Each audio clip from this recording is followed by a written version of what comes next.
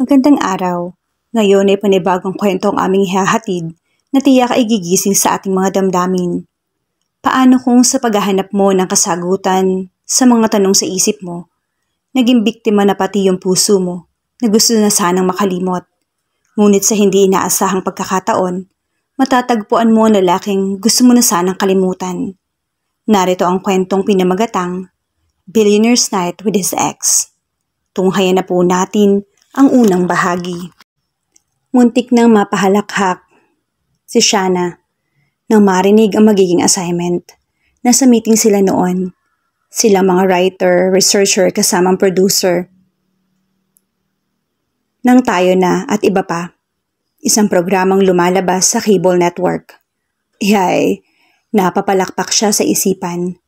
Ang ini-assign sa kanya, ang mag-research ng tungkol sa isang nauusong tourist attraction sa bansa. Isa itong ghost tours, kung saan sa mga lugar na napapabalitang haunted ang bumubuo sa itinerary ng tour group. Sakto raw iyon para sa Halloween special ng programa. Saktong-sakto rin sa panlasa ni Shanna. Mahilig siya sa paranormal. Noong college siya, ay naging member pa siya ng Spirit Questor Group at kinarir niya ang pagre-research at pag-aaral sa paranormal. Naging busy na nga lamang siya sa mga pangkabuhayang concern pagka-graduate, kaya unti-unti niyang napakawala ng interes na iyon. Ngayon ay nakaka-meet and greet na naman niya mga kaluluwa. Inggit match, Beshi, bulong ng katrabaho niya at kaibigan na rin. Si Matthew, kagaya niya, writer-researcher din ito. Lalaki ang kasiraan ni Matthew nung ipinanganak siya pero mas eba pa ngayon kung manamit kaysa sa kanya. He'll be staying in the place for a few days. Patuloy ng producer na lalo nagpatuloy ng laway ni Shanna. Para na rin pala siyang nagbabakasyon.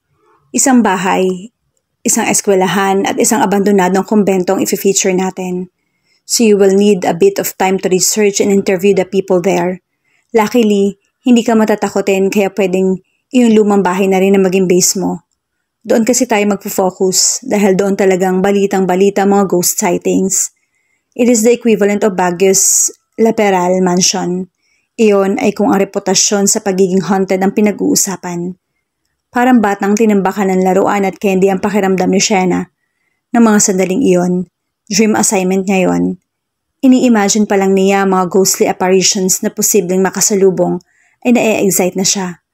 Para sa kagaya niya ng spirit questing, sa mga lugar na pinamumugaran ng sangkatutak na multo, ay maliit lang ang fear factor sa pananatili niya sa isang certified haunted house.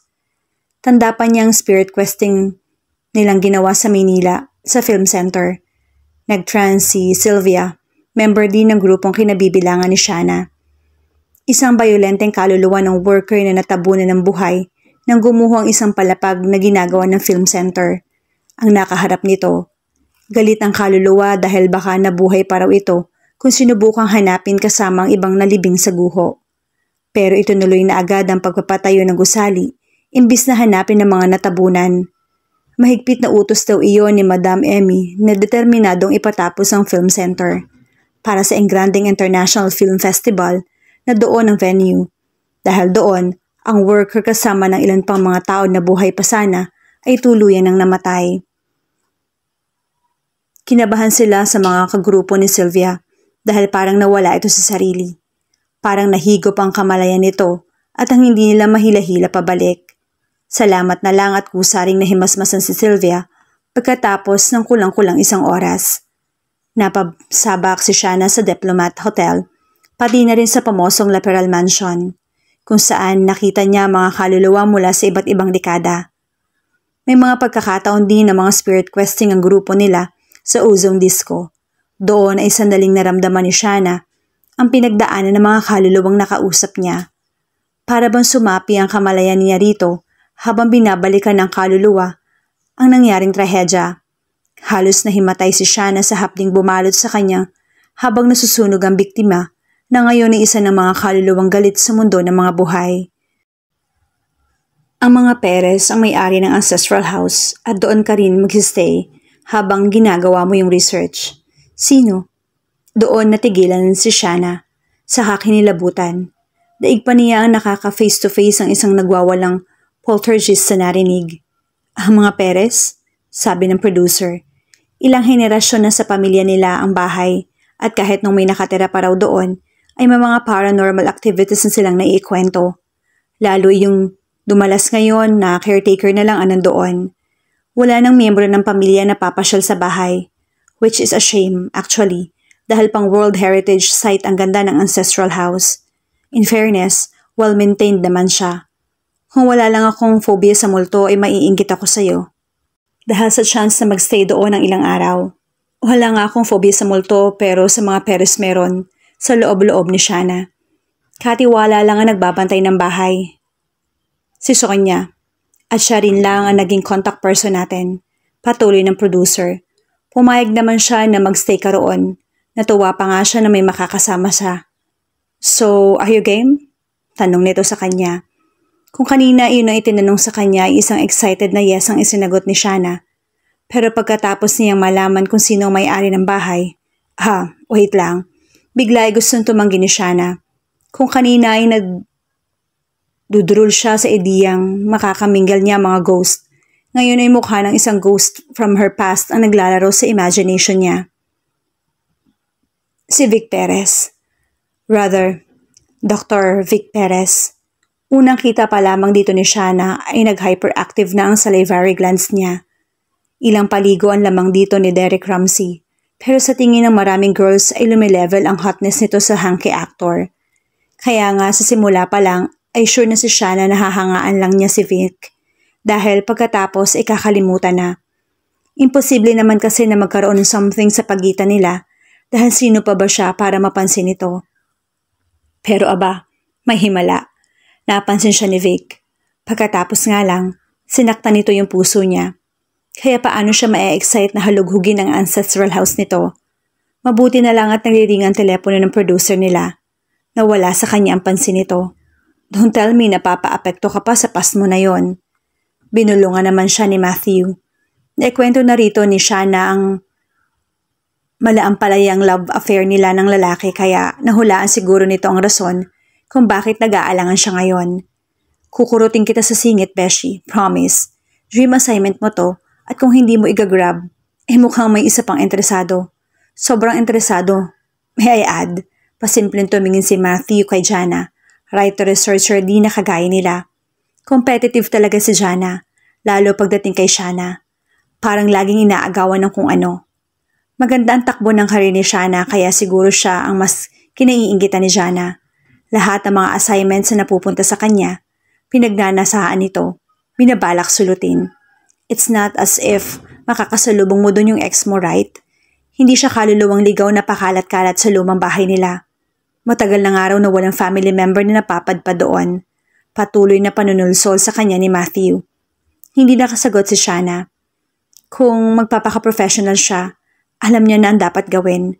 Pero ang hindi talaga ang pagtutol ng puso niya. Proof lang na hindi ka pa nakaka-move on. Na-imagine ni Shana na inirapan siya ng mahaderang bahagi ng kanyang pagkatao. Hindi ako makaka-move on sa isang lalaking winasak yung puso ko. Hello, ano ka? Kontra niya. Pero oo, siguro nga ay mas tama sa mahadera self dahil may nararamdaman pa rin siyang pait sa panlasa. Mapapatawad ko na yung hindi ko pagkakaroon ng boyfriend pagkatapos ni Vic. Kahit nga yung hindi mo man lang pagpansin sa mga guys na nagpaparamdam sa'yo. Carry ko. Kung wala kang love life, mabubuhay ka pa rin naman. Pero kung mawawalan ka ng karir, aba, iba na yon. Parang makulit na bango si Matthew. Sayang at hindi niya ito pwedeng hampasin ng fly swatter. Mawawalan agad ng karir? Hindi ba pwedeng walang maidugtong si Shana? Sa panahong iyon ay karir na lang ang mayroon siya. Ang parents kasi niya nakalimutan na yata siya. Naghiwalay ang mga ito maraming taon na ang dumaan. Nagkaroon ng bagong mga pamilya. At kung malaki na siya ay hinayaan na. Nag-e-effort naman siya na makasama mga ito sa mga mahalagang okasyon, pero ramdam niya ang pagiging third wheel. Kaya nga ang saya niya nang maging sila ni Vic. Dahil lang boyfriend siya, kundi dahil kahit papaano ay pwede siyang mangarap na magkaroon ng sariling pamilya balang araw. Kaya doble ang dagok sa kanya na maghiwalay sila ng lalaki. You really should be moving on. Past is past nga kasi. Giit ni Matthew. Mahaderang Becky talaga ang peg nito at mas makulit pa kaysa sa mga friends niya na girls. So Shana, ano, go? baling sa kanyang producer dahil nang matapos ito sa pakikipag-usap sa tumawag nito. Of course, sumagot na agad siya. Hindi na nag-isip pang mabuti. Kapag ginawa kasi niya yon ay baka tumanggi pa siya. Hoo! Kasabay ang sigaw ay iwinagayway ni Vic ang kamay sa ere. Dapat lang, siya at ang kasama niya si Don. They were just reached the mountain summit. At hindi madali ang bundok na inakyat nila. Inulan pa sila, kaya may punto na inakala ni Vic na hindi na niya kakayanin magpatuloy. But he made it. I did it. Giit niya sa sarili na ewan kung bakit ayaw magdiwang. He just felt dead inside. Para siyang cellphone na na-drain ng baterya at ayaw nang mag-charge. Yung purpose niya sa pagsama sa kaibigan sa pag-akyat ng bundok at pagsabak sa iba't ibang adventures, hindi niya nakuha. Hindi siya makaramdam ng saya, ng exhilaration at ang tuwa sa nakayang gawin. Walang kabuhay-buhay. That's how he felt. Wala yung pinagkaiba sa nararamdaman niya noon bago siya makag-adventure. Huling gala nila iyon. Pagkatapos ibabalik na uli siya sa trabaho. No, ang tindi ng protesta ng kalooban ni Vic. Isipin pa lang niya na nagbabasa siya ng chart ng isang pasyente o nakikipag-usap dito tungkol sa kung ano-anong sintomas, ay gusto nang mag-shutdown ng utak niya, which was really so weird and so tragic. Mahusay siyang doktor at gustong-gusto rin naman niya ng trabaho. Major burnout, iyon ang tingin niyang dahilan nang kawalan niya ng sigla sa pagpunta sa ospital na pag-aari ng pamilya nila. Ilang taon ding nag-focus siya, ng todo, actually sa trabaho niya. Kaya siguro yun ang kanyang inabot. Napagod siya, so he decided to go on a vacation. Kaso ay parang hindi yun tumalab dahil hindi bumabalik ang gigil at pananabik ni Vic sa pagiging mahusay. Sa pagiging mahusay na doktor actually. Right now, even after a minor triumph, he couldn't summon any enthusiasm. Balak niyang magsisigaw uli at baka sakaling mauto niya ang sarili na masaya siya. Imbes ay napaupo siya sa isang tabi saka isinubsob ang ulo sa mga kamay niya. Okay ka lang? Nilapitan agad siya ni Don. Just tired, pagdadahilan niya. Nag-angat siya ng ulo saka iginala ang tingin sa paligid. Sinubukan niyang ngumiti pero imbes ay napabuntong hininga siya. Nakakainis lang. Ayaw niyang ma-depress at pinipigilan din naman niya pero ang hirap palang labanan ng ganoong pakiramdam. You don't look so happy. Napansin na rin iyon ni Don. Too tired to show happiness. Katwiran na lang niya. Tired ka na ba na bago pa tayo magbakasyon?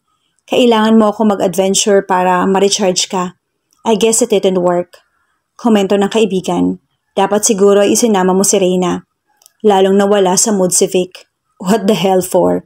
Don't tell me, nagkakalabuan agad kayo. Pang ilang girlfriend mo na ba yan at walang tumatagal sa kanila? What gives, man? Hindi alam ni Vic ang isasagot. Don had been on his case for quite a while now. Kinukulit siya ng kaibigan na mag-girlfriend. Madalas na may ipinakikilala kung sino-sino sa kanya. Ito nga nag-i-introduce sa kanila ni Reyna. Just having some problems. But well, sort it out how. Ayaw ni Vic na isipin ng kaibigan na wala na siyang kakayahan na gawing successful ang isang relationship. I hope so, sabi ni Don. Oh, selfie naman tayo. Ang hirap akyatin ng bundok na to ha. We should have something to show for it. Pang-bragging rights. Man lang. Panay ang kuha nito ng litrato. Si Vic naman, pilit na ngumiti para man lang kahit sa picture ay mukha siyang may buhay. Maya-maya ay may nag-ring sa cellphone niya. Pangalan ni Rain ang nasa screen. Hindi niya sinagot iyon. Ayaw niyang mas talong masira yung mood. Baka pati ang kakatiting na lang na sayang dala ng achievement niya sa pag-akyat ng bundok ay mabura kapag pangit ang itinakbo ng pag-uusap nila ng dalaga. Hinayaan na lamang niya mag-ring ang telepono. Walang duda, haunted ang bahay na tutuluyan niya. Kahit siguro hindi pa naririnig din siya na ang reputasyon niyon ay malalaman agad niyang may namumugad na mga kaluluwa roon. Unang tapak pa lang kasi niya sa loob ay nanayo agad lahat ng balahibo niya sa katawan. No problem, sanay siya sa ganoon. Mukhang mapayapa naman ang mga kaluluwa roon kaya hindi siya naaalarma. Inihatid si Shannon ng service vehicle ng network pero nakaalis na rin yung driver. Sinamahan naman siya ng caretaker ng bahay na tawagin na lang daw na ate sa kanya papunta sa kwarto ng kanyang gagamitin. Wala na ho talagang miyembro ng pamilya na gagawi rito. Gusto lamang niya makasiguro Nawala siyang Vic na biglang makakasalubong doon. Wala na eh. Nakakaawa tuloy itong bahay. Parang kinalimutan na. Kung sa bagay, nakakatakot nga siguro para sa kanila ang matulog dito. Nagsimula magkwento si Ate Sonia tungkol sa mga pangyayaring nagpatindig daw ng mga balahibo nito. Kagaya na lang ng mga yabag na naririnig sa gabi kahit walang ibang tao sa bahay. Kung minsan daw ay may naririnig doon na umiiyak. Ikaw ba? Hindi ka natatakot? Usisa ng caretaker. Hindi naman po masyado. Si Shana naman na nagkwento ng mga karanasan niya bilang spirit quester. Basta ba huwag lang sila magiging bayolente, walang problema sa akin. Pagtatapos niya, hindi naman sila bayolente, nagpaparamdam lang. Yung iba raw na napapadaan dito tuwing gabi, may nakikita, lalo na doon sa hardin. Pero ako, salamat naman at wala. Nakakarinig lang ako ng mga kung ano-ano at may pagkakataon na nagtatayuan yung balahibo ko. Pero hanggang doon lang yon. Mabuti na rin yon. Kung hindi, baka hindi ko kayanin magtagal dito. Nawala ang pansin ni Shana sa sinabi ni Ate Sonia. Para kasing nahila ang mga mata niya papunta sa portrait na nakasabit sa landing ng grand staircase na inaakyat nila. Napasinghap siya at parang may sumuntok sa kanyang dibdib. Kahawig na kahawig ni Vic ang lalaki sa portrait. Si Senyor Vic Perez po yan, sabi ng caretaker na napansin yata kung saan siya nakatingin.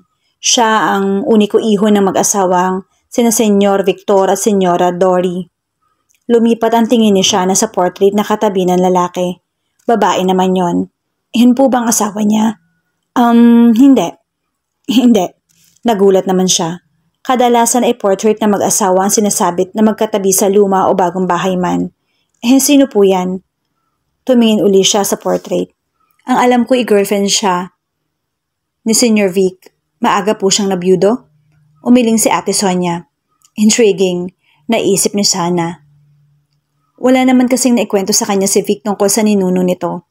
Sino po? Hindi na ituloy ni Shana ang pagtatanong dahil may tumunog na telepono. Excuse me lang. Pasintabi ni Ate Sonia na may dinukot mula sa bulsa ng suot nitong kaftan. Hello? Ay sir, oo naman sir, walang problema. Habang may kinakausap ang katiwala, ay pinagmasa na lamang ni Shana ang dalawang portrait. May nasisens siyang kakaibang enerhiya sa hangin habang nagpapalipat-lipat ang tingin niya sa mga iyon, kaya hula niya posibleng kasama ang kaluluwa ng sino man sa dalawa sa mga nagpaparamdam sa bahay. Sinaktan ko siya, parang may narinig na boses si Shana sa isipan niya. Gusto kong sabihin sa kanya na wala akong ibang minahal kundi siya. Halika na. Napalundag pa siya ng kalabiti ng caretaker. Ay, magugulatin ka rin pala. Natatawang sabi nito. Halika na sa kwarto mo at na makapagpahinga ka na sandali. Mamayang kaunti ikakain na tayo. Iniwan na agad siya ni Ate Sonia, matapos ihatid sa kwarto na kanyang gagamitin. Marami pa raw kasi itong aasikasuhin. Inatupag naman ni Shana ang pag-aayos ng mga gamit niya. Malaki at maaliwalas ang kwartong ibinigay sa kanya. Isang antigong cabinet ang pinaglagyan niya ng kanyang mga gamit. At pagsara niya ng pinto ng cabinet ay napatingin siya sa malaking salamin na katabi niyon. Napasingap siya. May nakita kasi siyang nakatayo sa kanyang likuran, pero nang lumingon ay wala siya nakita. Nandito ng welcoming committee. Nakakapagod ang mahabang biyahe. Dahil hindi naman creepy sa pakiramdam ni Shana ang paligid, ay nahiga na lang muna siya sa kama pagkatapos niya mag-ayos ng gamit. Ilang minuto lang ang lumipas ay naidlip na agad siya. Nasa labas ng condo unit si Vic. Dala ang isang container ng soup ay dadalawin niya ang lalaki. Nabanggit kasi ng sekretarya ni Vic sa klinik na masama raw yung pakiramdam ng lalaki, kaya hindi ito nakapag-klinik. Nasa condo raw si Vic, nagpapahinga. Walang sumagot sa pagdodoorbell niya kaya nag-alala siya sa Shana. Baka kung na paano yung lalaki. Nilakasan pa niya ang pagkataw kasabay ng pagtawag sa cellphone nito. Nakailang ring ang phone nito bago may sumagot. Hindi si Vic kundi isang babae. This is Vic's phone. Namamaos ang boses ng sumagot. Parang kagigising lang. But he's still asleep. I can take a message. Presenta nito. Sino ka? Parang hinahampalos ng payong si Shana. Bakit may babaeng kasama si Vic na malakas ang loob na sagutin yung telepono nito? At may I can take a message pa itong nalalaman. This is Kathy. And who's calling? Hindi na lang payong ang pakiramdam ni Shana na humahampas sa kanya. Maso na, nanlamig din ang buong niyang katawan. Kilala niya si Kathy. Ang talanditay na pinagsisiksikan ni Tita Celine kay Vic. Kumpurihin ni Tita Celine ang talanditay at sa harapan niya talaga. Para bang si Kathy ang pinakamahusay na imbensyon ng dakilang may likha. Kathy is smart and oh so beautiful. She was her own business and at young age, she had gotten ahead in life. Ilang sandali pa ay bumukas na ang pinto ng kondo at tumambad kay Shana, si Kathy na nakasuot ng robe. Hinihingal na napadilat si Shana. Ang sama naman ng panaginip niya. Ay putik, gigil niyang pinunasan ang luhang hindi niya napigilan sa pagpatak. Ano pa ba naman ang iiyakan niya? Nag-break na sila ni Vic, matagal na. Ang haba na ng panahon niya para makamove on. Nakakainis na hanggang ngayon ay may nararamdaman pa rin siyang sakit kapag naaalala ang ex-boyfriend at ang nangyari sa kanila. Bumaba na si Shana ng kama. Baka gutom lang kaya mababaw ang kanyang luha. Dediretso na dapat siyang lumabas ng kwarto pero hindi niya nagawa dahil sa figurang tumambad sa kanya pagbukas niya ng pinto. Nagtayo ang lahat ng balahibo niya sa katawan. Billionaire's Night with his ex. Tunghayan na po natin ng ikalawang bahagi. Ikaw? Halos sabay sila nagsalita ng taong muntik niyang mabangga. Si Shana. Mas kaya pa ng puso niya ang shock kung multo ang nakita niya kesa ang taong nasa harap niya ngayon. Si Vic. Kung sa bagay, papasa na rin siyang multo dahil matagal ko na siyang itinuring na patay. Bulong ng isipan niya. What are you doing here? Halatang hindi rin natuwa ang lalaki. Ikaw, anong ginagawa mo rito? Yun din mismo ang gusto niyang malaman. We own the place. Sabi nito sa tono na kulang na lang ay dugtungan ng duh. Oo nga naman, naisip ni Shana. Nandito nga ang lahat ng K para magpakalat-kalat sa bahay na iyon. Siya ang wala sa lugar kung tutuusin. Ang sabi sa akin ni Ate Sonia wala na nga daw ang angkanyo na napapadpad dito. Katwiran niya. May napadpad na ngayon, so maybe you should, live, sabi ni Vic. Ako? Live? Oy, teka lang. May permiso ang pagtira ko rito. Hindi na ituloy ni Shana ang ipinaglalaban. Kanino lang ba kasi galing ang permiso? Sa caretaker, hindi ba? Hindi sa legit na may-ari. Ang ibig kong sabihin, kaya lang ako nandito dahil hindi ko inaasahan na darating ka. So kasalanan ko pa ngayon. Ang sungit ng lalaki. Hindi yun ang sinasabi ko. Kalma lang, Shana. Hindi pwedeng daanin sa init ng ulong isang yan. Iyon ay kahit na mas masarap sigurong hambalusin ito ng sapatos. Kani-kanina lang ay umextra sa panaginip niya ang masagwang pangyayari sa kanyang buhay, kung saan may starring role ang lalaking kaharap. Sariwang-sariwa patuloy ang galit at sakit na dinala niya noon sa kanya. Tapos ay nandun ito bigla sa harap niya at magsasalita pa ng ganoon. Nakakagulat pa ba na beast mode siya? Hindi ko lang inaasahan na magkikita tayo dito. Kung nalaman ko lang na bigla kang susulpot, hindi ko natatanggapin ang assignment na binigay sa akin. Assignment? Napakunot-noo ang lalaki. Writer-searcher ako para sa isang program. Hiwalay na sila nang makapasok sa network si Shana. Dati ay pagbebenta ng kung ano-ano ang racket niya. Salamat na lang at sa edad na 26 ay nagkaroon na siya ng regular na trabaho. Ang assignment ko ay ang alamin ng background at mga kakaibang pangyayari sa ilang lugar sa bayan na to. Partikular sa bahay na to mismo. Kalmadong ipinaliwanag ni Shana ang detalyeng sinabi sa kanya ng producer. Too bad then, because I came here to find peace and quiet. Kaya ayoko may kasama. Makakaalis ka na bukas ang pinto. And now, if you'll excuse me, pagod ako at gusto ko magpahinga. Sa bukas na pinto ito umakmang papasok. Wait lang, hinarangan siya ni Shana. Dito ka magpapahinga? Hindi, doon sa bundok. Sarkastikong sagot naman ni Vic. Huminga ng malalim si Shana para kalmahin ang sarili. Maging ang kalooban niya nagsisimula na mag-apoy sa inis. Ang ibig kong sabihin, nandyan kasi yung mga gamit ko. Dito ako itinuro ng katiwala nyo. Pinipilit pa rin niya ang gawing kalmado ang pagsasalita. This is my own room whenever I come here. Rare though those times may be. Hindi naman siguro ilang maleta ang gamit mo, hindi ba? Ilipat mo na lang. Total hanggang bukas ka lang naman. Mamaya mo na kunin.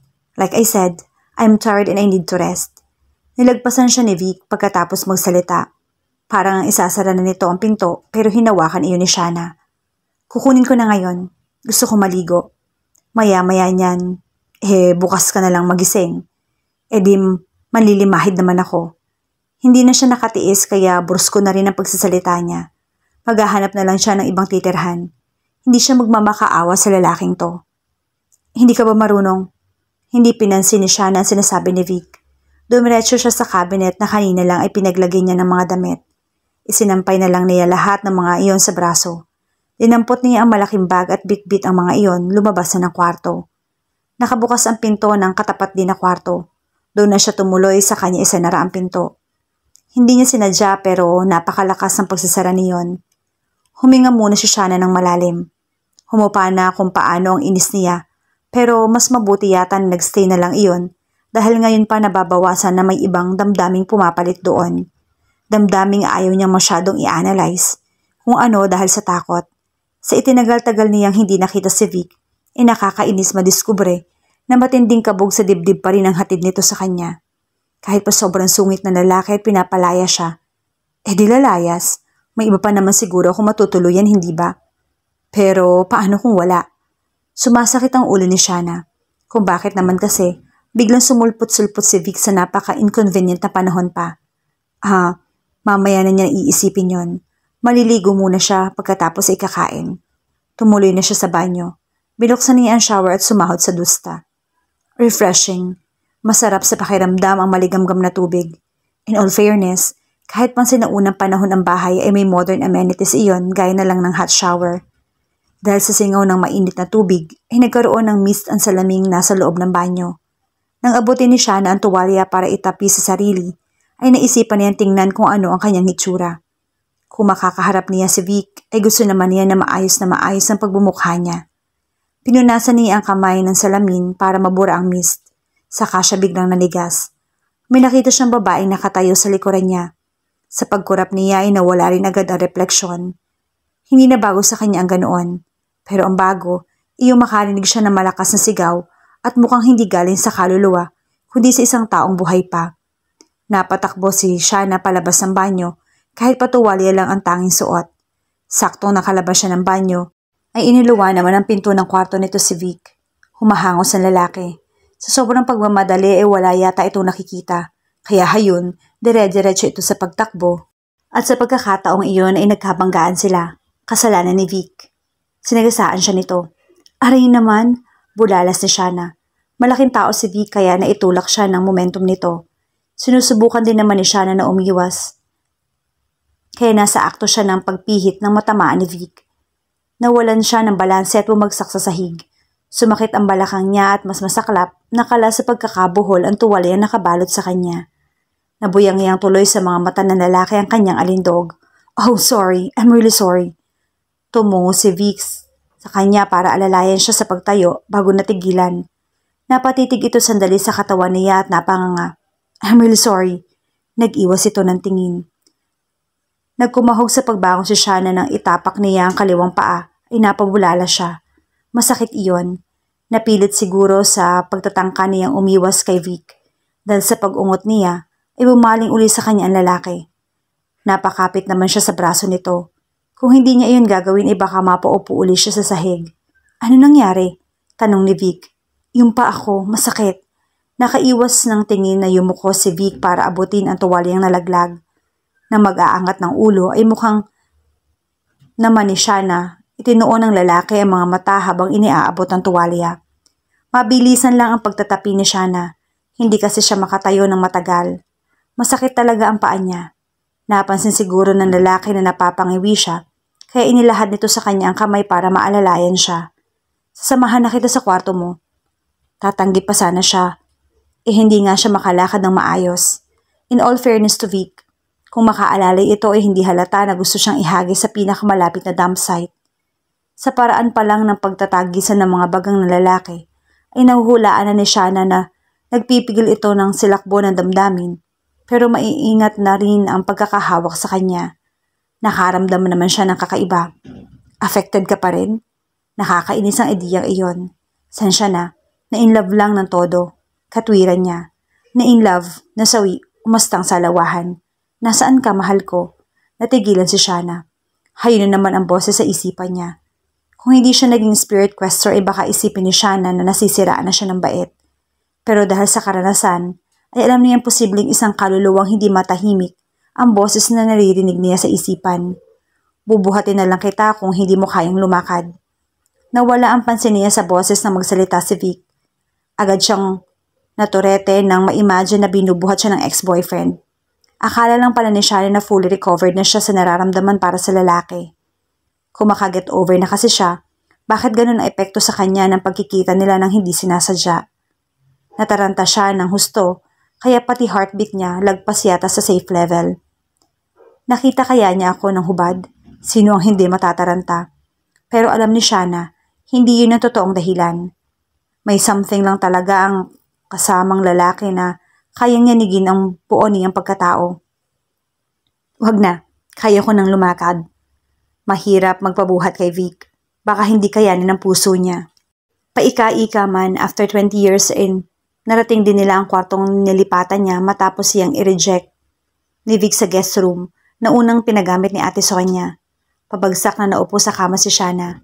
Akala niya iaalis na lalaki kaya hindi siya handa nang bigla itong tumalungko sa harapan niya, saka hinawakan ang na-injure niyang paa.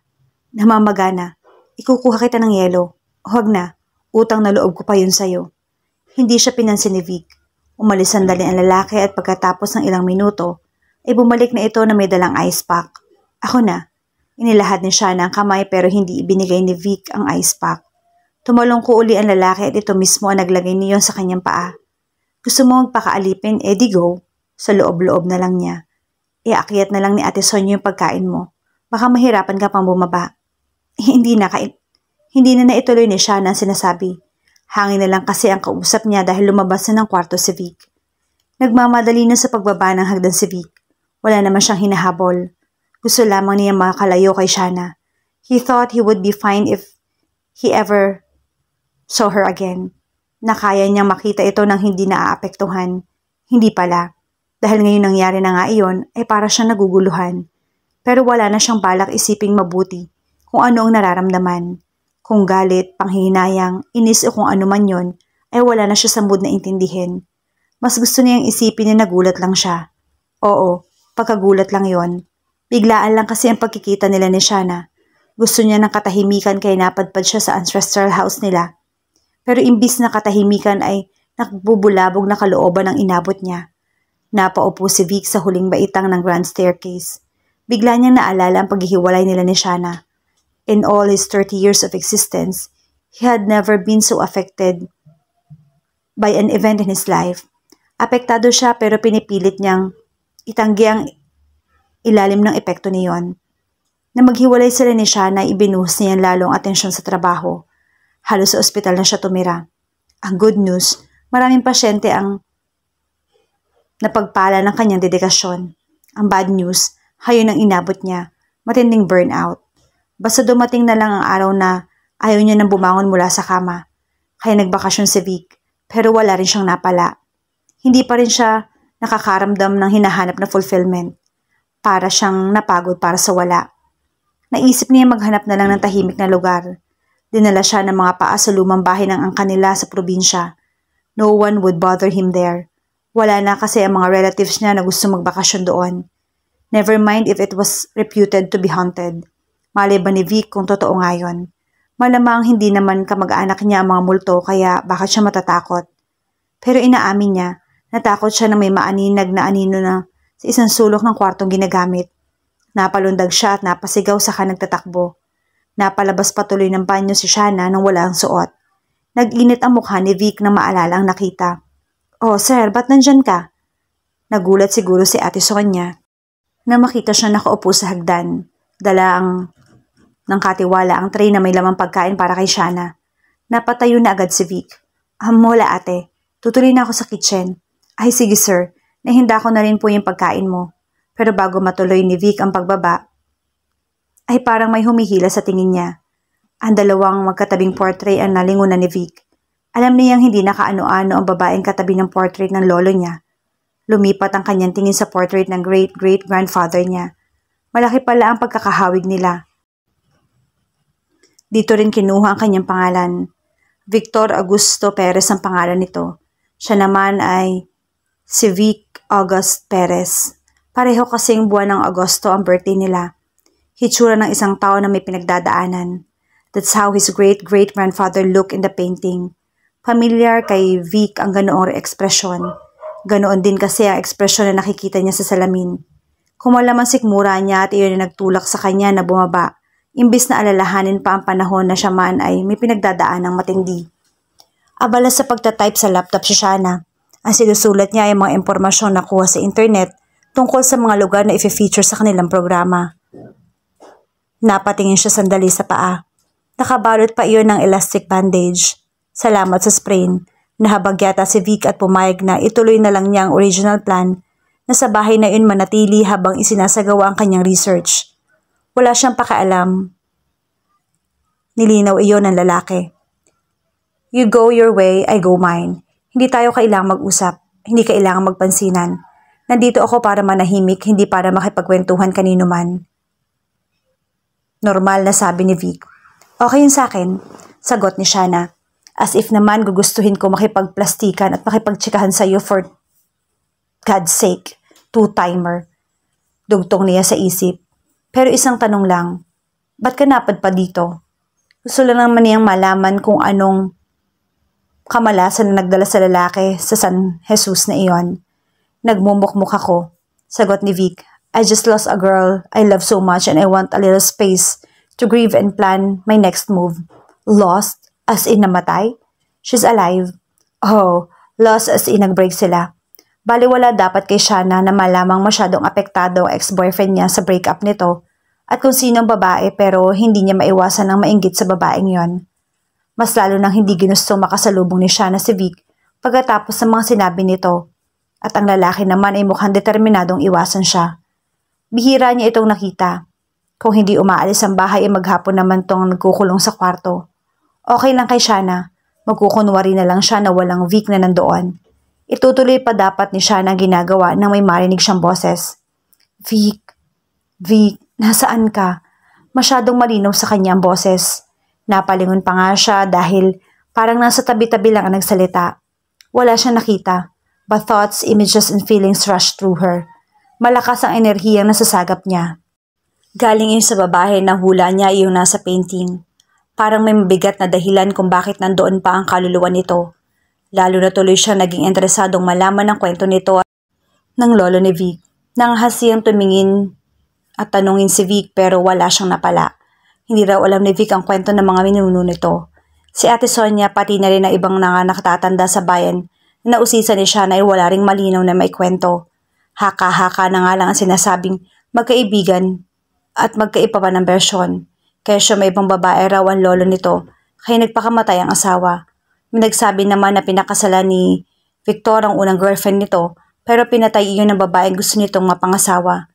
May alam na paraan si Shana para malaman ang kwento ng babaeng nagpaparamdam sa bahay na iyon. Spirit questing. Pagkatapos niyang isulat ang research tungkol sa kumbento at sa eskwelahan ng San Jesus, ay gagawin na niya ang naiisip na paraan. Pero mahirap iyong gawing mag-isa. Kakailanganin niya ng tulong ng iba, gaya niya na may kakayahang makipag-usap sa mga kaluluwa. Mabuti na lang at nalaman niyang may isang grupo sa San Jesus na kagaya ng sinalihan niya nung college. Kakausapin niya ang grupong iyon at baka matulungan siya. Ano bang kalokohan yan, Ate Sonia? Nakapikit si Shana at nagsisimula na maglakbay ang kamalayan niya na may marinig na nagsalita. Nakilala niya ang boses ni Vic. Hindi niya inaasahan na darating bigla ang lalaki. Ang sabi kasi ni Ate Sonia ay nagsabi si Vic na luluwas ito. Kaya malakas ang loob niya mag-spirit questing para malaman ang dahilan kung bakit hindi matahimik ang kaluluwa ng babae sa bahay na iyon. Nakausap na niya ang grupong gumagawa rin ng ganoon. Pumayag ang mga ito at excited na nga nasamahan siya. Sinisimula na nila nang marinig niya ang iritadong boses ni Vic. Ititigil na lang dapat ni siya ang ginagawa pero may nahagip ang kamalayan niya. Mukhang nagkaroon na sila ng koneksyon ng kung sino mang kaluluwa na madalas niyang maramdaman ang presensya. Isang babae iyon pero hindi malinaw ang itsura. Tulungan mo ako, pakiusap nito. Si Victor, kailangan mo makausap si Victor. Sino po kayo at bakit niyo siya hinahanap? Ako si Senya. Sinay ang tawag nila sa akin. Unti-unti ay luminaw sa isipan ni Shana ang itsura ng babae. Hindi na siya nagulat nang tumambad sa kanya ay ang mukha ng babaeng nasa portrait. Kasintahan ako ni Victor pero may iba siyang pinakasalan. Hindi kasi ako gusto ng pamilya niya para sa kanya. Wow lang, noon pa pala uso na ang mga Perez ang mga alam sa love life ng mga may love life. I can relate. Hindi ako pinaglaban ni Victor. Humina ang boses ni Sinay at parang gumagaralgal. Ay, nakakabwisit nga yon. Gusto sana niyang isagot pero hindi niya ginawa. Hindi tungkol sa kanya ang pinag-uusapan nila. Bakit hindi ka pa tumatawid sa liwanag? Karaniwan sa mga kaluluwang ligaw na nakakausap ni Shana ay may pakay kaya nananatili pa sa mundo ng mga buhay. Gusto kong sabihin sa kanya na hindi ko siya sinasadyang saktan. Ginawa ko lang yun para sa aming kapakanan. Posibleng tumawid na siya sa liwanag, sabi ni Shana. Pero habang sinasabi iyon ay may naramdaman siyang iba na presensya. Hindi niya alam kung sino iyon pero parang may pinapasan din ito sa dibdib. Mabilis din iyong nawala. Alam ko nandito pa siya. Nararamdaman ko, sabi ni Sinay. Pero hindi ko siya makita. Sinaktan din naman niya ako. Sobrang sakit. Napahikbi ito. Naramdaman uli ni siya ng mahinang presensya kanina. Pero hindi talaga niya mahanap ang pinanggagalingan. Ano bang nangyayari? Si Sinay na munang kinausap ni Shana. Naging duwag ako. Napahagulhol na ng tuluyan ng babae. Sa paanong paraan? Gusto mo ba talagang malaman? Yun mismo ang pakay ko kaya ako nandito. Sagot niya. Magandang makinig lang sa kwento pero mas mainam nang hindi hamak ang maranasan mo mismo ang mga pangyayari. Kung papayag ka, sasabihin ko yun sa'yo sa paraang mas maiintindihan mo. Buksan mo ang iyong kamalayan. Hayaan mo pansamantalang magsanib ang pag-iisip natin at nang maipakita ko sa iyo ang sinapit ng pagmamahala namin ni Victor, sabi ni Sinay. Nakuha agad ni Shana ang ibig sabihin ni Sinay. Humihingi ito ng permiso na sakupin ng pag-iisip niya. Nakakakaba iyon pero nakaka-excite rin. Nasubukan na iyon dati ni Shana nung ma-encounter niya ang isa sa mga biktima ng ozone disco tragedy. Nawala ang koneksyon ng kaluluwang nakausap niya noon dahil siguro nasyak ang sistema ni Shana sa sakit na nararamdaman. Pumapayag ako. Nasa isip lang iyon ni Shana pero sigurado siyang narinig iyon ni Sinay. Kung gayon, mula ngayon ikaw ay magiging ako, sagot ni Sinay. Huminga ng malalim si Shana saka pinilit na dumilat. Kakaiba ang pakiramdam niya. Nahihilo-hilo siya na parang lutang ang kanyang isip. Nagulat siya na makitang wala na mga kasamahan niya. Umalis na ang mga ito nang hindi siya namamalayan. Hindi na niya masyadong pinag-isipan. Hindi talaga normal ang pakiramdam niya at gusto na lamang niya magpahinga. Tumuloy na siya sa hagdan at umakyat sa ikalawang palapag. Pumasok na siya sa kwartong ginagamit. Pagbukas ng pinto ay malaking salamin na kagaya ng kwarto ni Vic ang nabungaran niya. Nilagpasan lang niya iyon, pero napasilip uli siya, para kasi may kakaiba sa refleksyon niya. Sariling mukha pa rin niya ang kanyang nakita pero ang suot niya iba. Nakabarot saya siya. Hindi na yata kinayang iprocess ng utak ni siya ng pangyayari. Nag-overheat iyon kaya bigla na lang nag-crash ang sistema niya. Nawalan siya ng malay. Night with his ex. Tunghayan na po natin ang ikatlong bahagi. Ang sarap ng pag-iinat ni Shana. Napahimbing yata yung tulog niya. Kaya refresh ang kanyang pakiramdam ng magising. Masarap din sa pakiramdam singhutin ng sariwang hangin. Lalo pa yata itong naging sariwa kesa doon sa unang langhap niya noong dumating siya. Maya-maya pa ay napansin ni Shana. Nag-iba ang design na kisaming nakikita niya. Mabilis siyang napabangon. Saka inilibot ang tingin sa paligid. Hindi singganda ng kwartong tinutulugan niya ang nabungaran niya. Masimple iyon at ang kamang hinigaan niya ay papag lamang. Hindi four-poster bed. Sinay, ikaw ba hindi pa babangon? Isang boses ang narinig ni Shana. Sino raw? May isang babaeng sumungaw ang ulo sa pinto ng kwartong kinaroroonan niya. Sinay, ano ba? Ikaw ba hindi nagmamadali? Iyong imaheng ipinagawa sa iyo ni Senyora, hinahanap niya na. Gusto mo bang tayo mapagalitan ng ina ni Senyor Victor? Isang babaeng kahawig ni Sinay ang nakita ni Shana. Naalala ni Shana ang sinabi ni Sinay. Magsanib ang ating kamalayan. Nangyari na nga siguro ang tinutukoy nito. Naging siya na mismo si Sinay dahil housemate na ang kamalayan nila. Pagkatapos ng ilang sandali na parang lumutang ang kanyang kamalayan, ay alam ni Shana mga detalye tungkol sa babaeng pansamantala ay gagampanan niya ang pagkatao. Nakilala niya ang babaeng sumisita sa kanya. Ito ang nakatatandang kapatid ni Sinay, si Francisca. Sa sumunod na mga sandali, ay nagtuloy-tuloy na ang pagganap niya sa papel ni Sinay. Ikaw ay pinapupunta ni Senyora Dora sa bahay nila. Ang pagkilos mo ay iyong ayusin. Baka subukan mo na namang isipin si Victor. Victor, sa pagbanggit nito sa pangalan ng lalaki, ay kakaibang saya ang nararamdaman ni Sinay. May humalo pang ang pananabik. At anong ibig sabihin ng ngiting iyan sa iyong mga labi ha, Sinay? Tiningnan siya ng masama ni Francisca. Di yata totoo ang aking hinala na ikaw ay may lihim na pagtingin kay Victor. Sus Mariosep, napapaantanda pa si Francisca. Hindi lang lihim na pagtingin, ate, sa loob-loob ni Sinay. Kung alam mo lang, siya ay akin ng katipan. Pinigilan niya ang mapangiti. Kung mahuhulaan ng kapatid niya ang totoong kaugnayan nila ng lalaki, ay hindi lang ito ang magpapaantanda. Baka mawala na ito ng malay. O kung hindi man ay kalad ka rin siya sa kanilang kura paroko para mabasbasan ng agwa bendita. Ano naman ang masama kung siya ay aking mahalin? Tanong ni Sinay. Kami ay parehong walang pananagutan sa buhay. Ikaw ay tumigil sa ganyang kahibangan. Magkaiba ang antas ninyo ni Senyor at hindi ka tatanggapin ni Senyora sa kanilang angkan. Pasalamat tayo tinangkilik nila ang ating mga ginagawang imahen. Malaking tulong iyon sa ating kabuhayan. Ulila na sina Sinay at Francisca. Ang kanilang ama nagturo sa kanila na maglilok. Pareho silang marunong pero mas bihasa si Sinay. Para kasi sa kanya ay obra maestra ang turing niya sa bawat imaheng nililikha ng kanyang mga kamay. Para naman kay Francisca, ikabuhayan lang ang paglililok. Hindi na sumagot pa si Sinay. Malayong maintindihan na nakatatandang kapatid ang kanyang nararamdaman. At lalong hindi siya umaasa na kakampihan siya nito. Kaya nga mas mabuting ilihim muna nila ni Victor ang kanilang pag-iibigan. Bumangon na siya, saka mabilis na naghanda para sa pagpunta sa bahay ng mga lalaki. Mabigat ang pakiramdam ni Sinay. Nagmamadali pa naman siya sa pagpunta kina Victor. Iyon pala ay hindi niya makikita ang lalaki. Wala raw ito.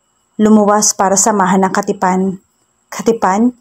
Halos mapaluha si Sinay sa harap ni Senyora nang sabihin iyon ng ginang. Paano nagkaroon ng katipan si Victor na nasa Maynila? Hindi naman siya pwedeng mag-usisa, kaya tinanggap na lamang niya ang balita at mabilis na umalis. Ipinangako na lamang niya sa ginang na matatapos ang ipinapagawa nitong mga imahe ng patron nila bago pa sumapit ang pista ng kanilang bayan. Hindi pa gustong umuwi ni Sinay. Malamang na mahalata ng kapatid na si Francisca na sobra siyang nanlulumo. Mag-uusisa ito at baka hindi niya makayanan at mapaamin siya sa dahilan ng ikinikilos. Kaya nagpasya siyang magtungo sa kakahuyan. Iyon ang paborito niyang pasyalan. At umaasa siyang mababawasan kahit paano ang kanyang lungkot sa sandaling pananatili niya roon. Pero nakakailang hakbang pa lamang si Sinay nang maramdaman niyang may sumusunod sa kanya. Ganun na lang ang pagtataka niya nang walang makitang kahit sino. Itinuloy na lamang niya ang paglakad. Hustong narating niya ang tabi ng ilog kung saan siya ay mahilig maglagi na may mga brasong pumaikot sa kanya mula sa likuran. Napaigtad siya. Huwag kang matakot. Ako lang to, Sinay. Nakilala niya ang boses ni Vic. Naglaho agad ang pangambang nararamdaman niya, pero mabilis na palitan ng pagtatampo. Pumihit siya paharap, kasabay ang pagpalag na makawala sa kanya mula sa pagkakayakap nito. Napasinghap si Shana. Ang mukhang tumambad sa kanya ay walang iba kundi si Vic. Bago pa niya magawang magtaka, ay natangay na siya ng takbo ng mga pangyayari. Galing ka raw sa bahay, sabi ni Mila. Sabi ni Vic, na isa sa mga naninilbihan sa mga Perez ang tinutukoy. Kinausap ako ng inyong ina, Senyor. Malamig na sagot ni Sinay. Senyor? O Marco ang isang kilay ni Vic. Iyon ang tamang itawag sa iyo, hindi ba? Pero bakit ikaw ay naririto? Ang aking pagkakaalam ay sinamahan mo ang iyong kasintahan. Kasintahan? Para nagulat ito. Iyon ang winika ng iyong ina, Senyor. Sabi ni Sinay. Napailing na lamang ito. Yan pala ang dahilan kaya napakalamig ng pakikitungo mo sa akin. Halika nga rito. Sinubukan siyang hilahin ni Vic pero pumalag si Sinay. Huwag mo akong hawakan. Si Tere ay pinagkasundo sa akin pero hindi ko siya katipan. Isa lang ang katipan ko at ikaw yon. Pero Senyor, huwag mo akong tawagin Senyor. Irog ko ang gusto kong itawag mo sa akin. Mabilis na nakatunaw ng galit ang sinabi nito. Hindi natuloy nakapagmatigas pa si Sinay nang hilahin siya uli ng lalaki. Nang maikulong siya sa mga bisig nito, ay lalo lang nabawasan ang pagkukutkot ng kanyang kalooban. Ipagpaumanhin mo, mahal ko, kung hindi ko natanggihan ang aking ina nang utusan niya kung samahan si Tere at ang kanyang tiya sa pagluwas sa kabilang bayan. Hindi sa Maynila na kagaya ng tinutukoy mo. Gusto kong kontrahin ang paniniwala niya na kami ni Tere ang magkakatuluyan. Ngunit naisip ko magpalipas muna ng kaunti pang panahon bago ihayag ang tunay kong saloobin, na ibang babae ang tinitibok ng puso ko. Hinalikan nito ang kanyang ulo. Alam ni Sinay na hindi siya dapat nagpaparaya ng ganoon. Babansagan siyang babaeng mababa ang puri kapag may nakakita sa kanila. Pero sino bang makakakita sa kanila sa gitna ng kakahuyan? Nakita kita kanina habang pabalik ako sa bahay. Wari ko ang sama ng loob mo. Sinundan kita hanggang dito para tayo makapagsarilinan, paliwanag ng lalaki. Akala ko ay nakagalitan ka ng aking ina. Yun pala ay sa akin ka nagagalit. Hinalikan uli nito ang ulo niya. Sinay, huwag na huwag mong iisipin na ikaw ay aking pinaglalaruan. Ikaw ang namumukod tanging babaeng nakahuli ng aking puso. At iyon ay sa anong dahilan. Ako ay isang hamak na tagalilok lamang, samantalang kayo ay tinitingala sa ating bayan. Huwag mong maliitin ang iyong kabuhayan. Hindi ang estado sa lipunan ng pamantayan kung karapat dapat mahalin ng isang tao. Iyon ay nasa itinitibok ng puso. At ikaw ang hinahanap-hanap nito. Itinuro ni Vic ang dibdib. Musika sa pandinig ni Sinay ang sinabi ng katipan. Pero paano kung tumutol si Senyora? Ako ang bahala sa kanya. Walang makahahadlang sa pagmamahal ko sa'yo. Pangako yun. Humigpit pang lalo ang yakap ni Vic. Ninamnam naman ni Sinay ang masarap na damdaming hatid niyon sa kanya. Nanibago si Shana ng dumilat. Wala na siya sa kakahuyan. Nandoon na uli siya sa kwartong ipinagamit sa kanya. Nang maalala ang mga nangyari sa kanya, ay nagtaka siya. Ang tanda niya, pagkatapos niyang pagmasta ng refleksyon sa salamin, ay hinimatay siya. Kaya dapat ay nasa sahig siya. Wala sa kama. How are you feeling? Muntik nang malaglag mula sa kama si Shana sa gulat. Kilala niya ang boses na iyon, pero nagulat pa rin siya pagkakitang nasa kwarto nga talaga siya ni Vince. Anong ginagawa mo rito? I heard a thud so I look inside. Nakita kong nakahiga ka sa sahig kaya pumasok na ako. Ano bang nangyari? Tumayo ito sa harap niya. Bago makaiwas si Shana ay nasa punito ang baba niya at naitaas ang kanyang mukha. Are you sick or something? Nainis si Shana, hindi sa lalaki kundi sa sarili. Wagas ko makakabog ang kanyang dibdib na para bang hinahabol siya na nakakatakot na maligno. Kaya lang, hindi takot ang nararamdaman ni Shana nang silipin ni Vic ang kanyang mukha. Kinakapo siya ng hininga dahil sa pag-aalalang nakita sa lalaki. Doktor nga kasi siya, hindi ba? Natural lang na maging concern siya kapag may taong hinihimatay sa harap niya. Pero hindi pa rin makabawi sa paghinga si Shana. Kaunti na lang ay iisipin niya ng baka nga may malala siyang sakit. Wala nga ba? Naalala niya ang nangyari kanina. Para nagsanib ang kamalayan nila ni Sinay. Imagination lang ba niya iyon? O baka naman nananaginip lang siya? Baka nga panaginip lang. Nasabi niya sa sarili. Ang alin? Usisa ng binata. Wala. I just asked because I had a weird experience myself. It was like I was dreaming but it was not exactly a dream. Napatingin si Shana sa lalaki. Pakilinaw please. I'm sure pagtatawanan mo ako. Para nagbago na ang isip ng binata. Baka rin panaginip lang yon. Natulog ka ba? Tanong ni Shana. Hindi. Paano ka nananaginip kung gising ka? Hindi sumagot ang lalaki. Ano nga yun? Udyok niya. Parang naging ako si Lolo. Hindi nakaibig si Shana sa pagkagulat. Pareho pala nangyari sa kanila. Hey, Shana. Inalog na pala siya ng binata. Namumutla ka. Seriously, are you sick? Tinitigan naman siya ng kaharap. Pinag-aralan ng kanyang itsura. At anak talaga ng tinapa. Ganun uli ang epekto niyon sa kanya. Umakyat sa maximum level ang heart rate niya. Wala, at least ang alam ko wala. At kung meron man siguro sa pag-iisip. Pero mukhang hindi lang ako ang may ganoon. Ikaw rin. Kasi yung nangyari sa'yo, na-experience ko rin. Naging ikaw si Lolo? Napatawa ka? Ganti niya. Napangiti ng konti ang lalaki na hindi na sana nito ginawa. Weakness kasi ni Shana ang ngiti na iyon. Nung boyfriend pa niya ang doktor, kapag nakikita niya ang ngiting iyon, ay nanlalambot ang tuhod niya. But seriously, naging sino man ang panaginip or whatever we can call to what happened to us, usisa ni Vic. Si Lola Sinay, paano nangyari yun? Hindi ko alam. Basta nag-blackout ako. Pagkatapos may nagsalita sa isip ko. Kasunod noon ako na yung starring role sa pelikula ng buhay niya. Habang nagkwekwento ay lalong na-realize ni Shana kung paanong pwedeng-pwede niyang ituring na panaginip lang ang lahat. Iyon ay kung hindi lang nagkaroon din ng halos kaparehong karanasan ang binata. The exact thing happened to me. Iginala ni Vic ang paningin sa paligid na parang may hinahanap. They say this place is haunted, pero ang inaasahan kong mararanasan. And the worst yung may nakaharap na multo. Never in my wildest dream did I expect to be that ghost. Aba, hindi rin pagmumulto ang beauty ko, no? Reklamo ni Shana. Hindi ko sinabi yon. Bahagyang napangiti ang binata. But it's nice to see that you still say things that can make a person laugh even in serious situations. Nahinto ang paghihimotok ng kalooban ni Shana. Naalala niya ang madalas sabihin noon sa kanya ng Vic.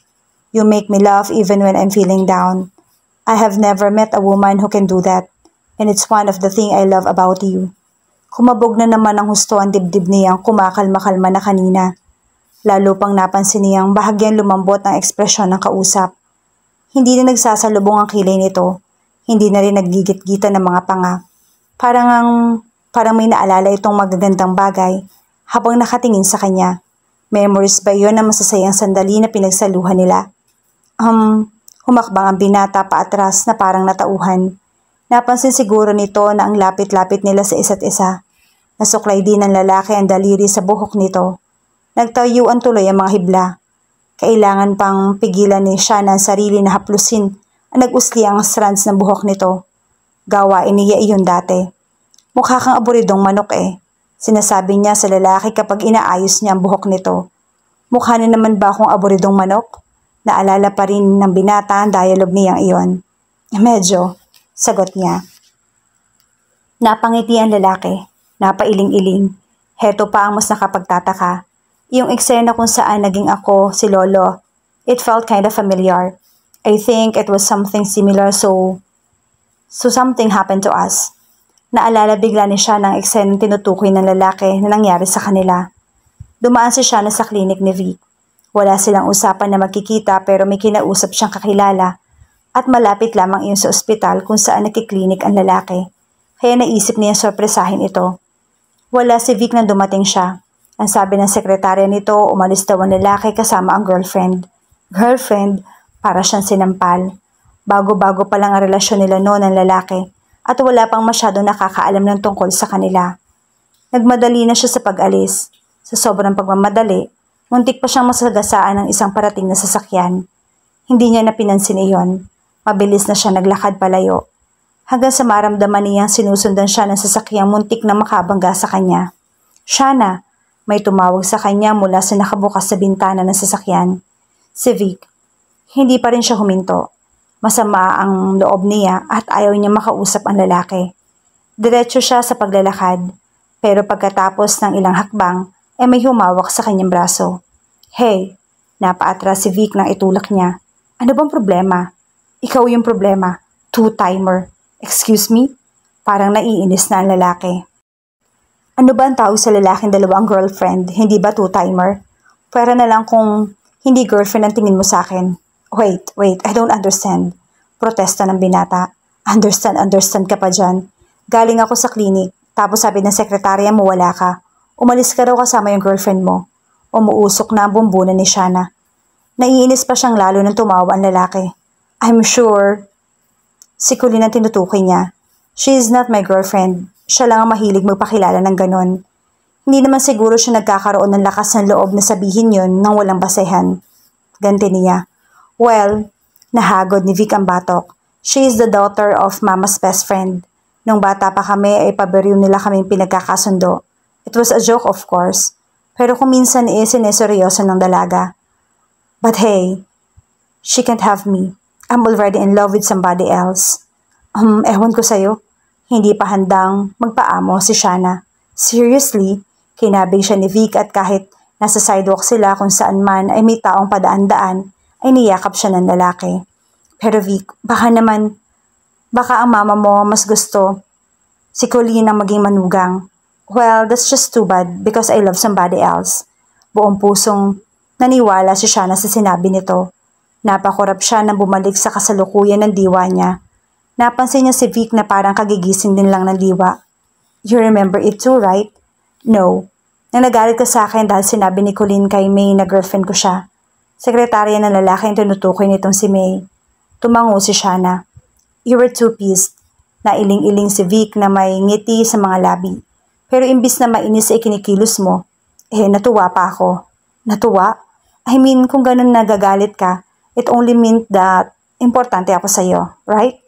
Hindi ka naman magsiselos kung wala lang akong importansya sa'yo. Siyempre naman, may importansya ka. Sasagutin ba kita kung hindi? Ganti niya. Minahal niya rin ako. At minahal kaya kita. Kaya nga kahit nag-aalangan ako, kahit may mga doubts ako, sumigi pa rin ako. I know, napatingin sa kawalan si Vic. Ewan kung ano ang naisip na lalaki pero ano man yon ay lumambot yung ekspresyon nito. Medyo napangiti-ngiti pa nga pero maya-maya ay lungkot din na bumalot sa anyo ng lalaki. Just to clarify, I did love you too, with all my heart. Naramdaman naman iyon ni Shana. Kaya lang ay may mga humarang sa kanila. Manghadlang na akala niya ay kakayanin nilang lagpasan. Ang kaso ay hindi pala. Vic, bakit? Naitanong niya. Anong bakit? Bakit ka na in love sa akin? Iyon kung totoong sinabi mo na minahal mo ako talaga. Nasabi ko na sa iyo ang dahilan, hindi ba? You are so different from the woman I usually met. Na makita kita doon sa program para sa mga bata, I couldn't take my eyes off you. The feeling is mutual. Basta lang iyon nagpop up sa isip ni Shana. Totoo rin naman yon. Nagkakilala sila ni Vince dahil volunteer siya dati sa isang grupo na nagbibigay saya sa mga batang may cancer. Nagkaroon sila ng program noon sa ospital kung saan nagtatrabaho si Vince. Si Shana ang MC.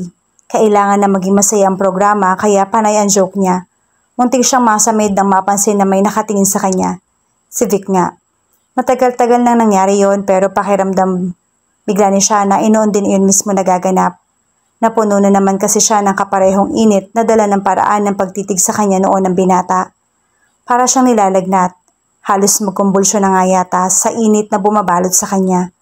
Sinasabayan iyon ng nakakakiliting sensasyon, iyong pakiramdam na nanginginig ang mga kalamnan niya. Napalunok si Shana na magtama ang mga mata nila ng binata. Para kasi siyang ibinalik sa nakaraan, doon sa panahon na unang nagtagpo ang kanilang mga mata. May kakaibang ekspresyon sa mukha nito, iyong para bang nagulat pero natuwas sa nakikita.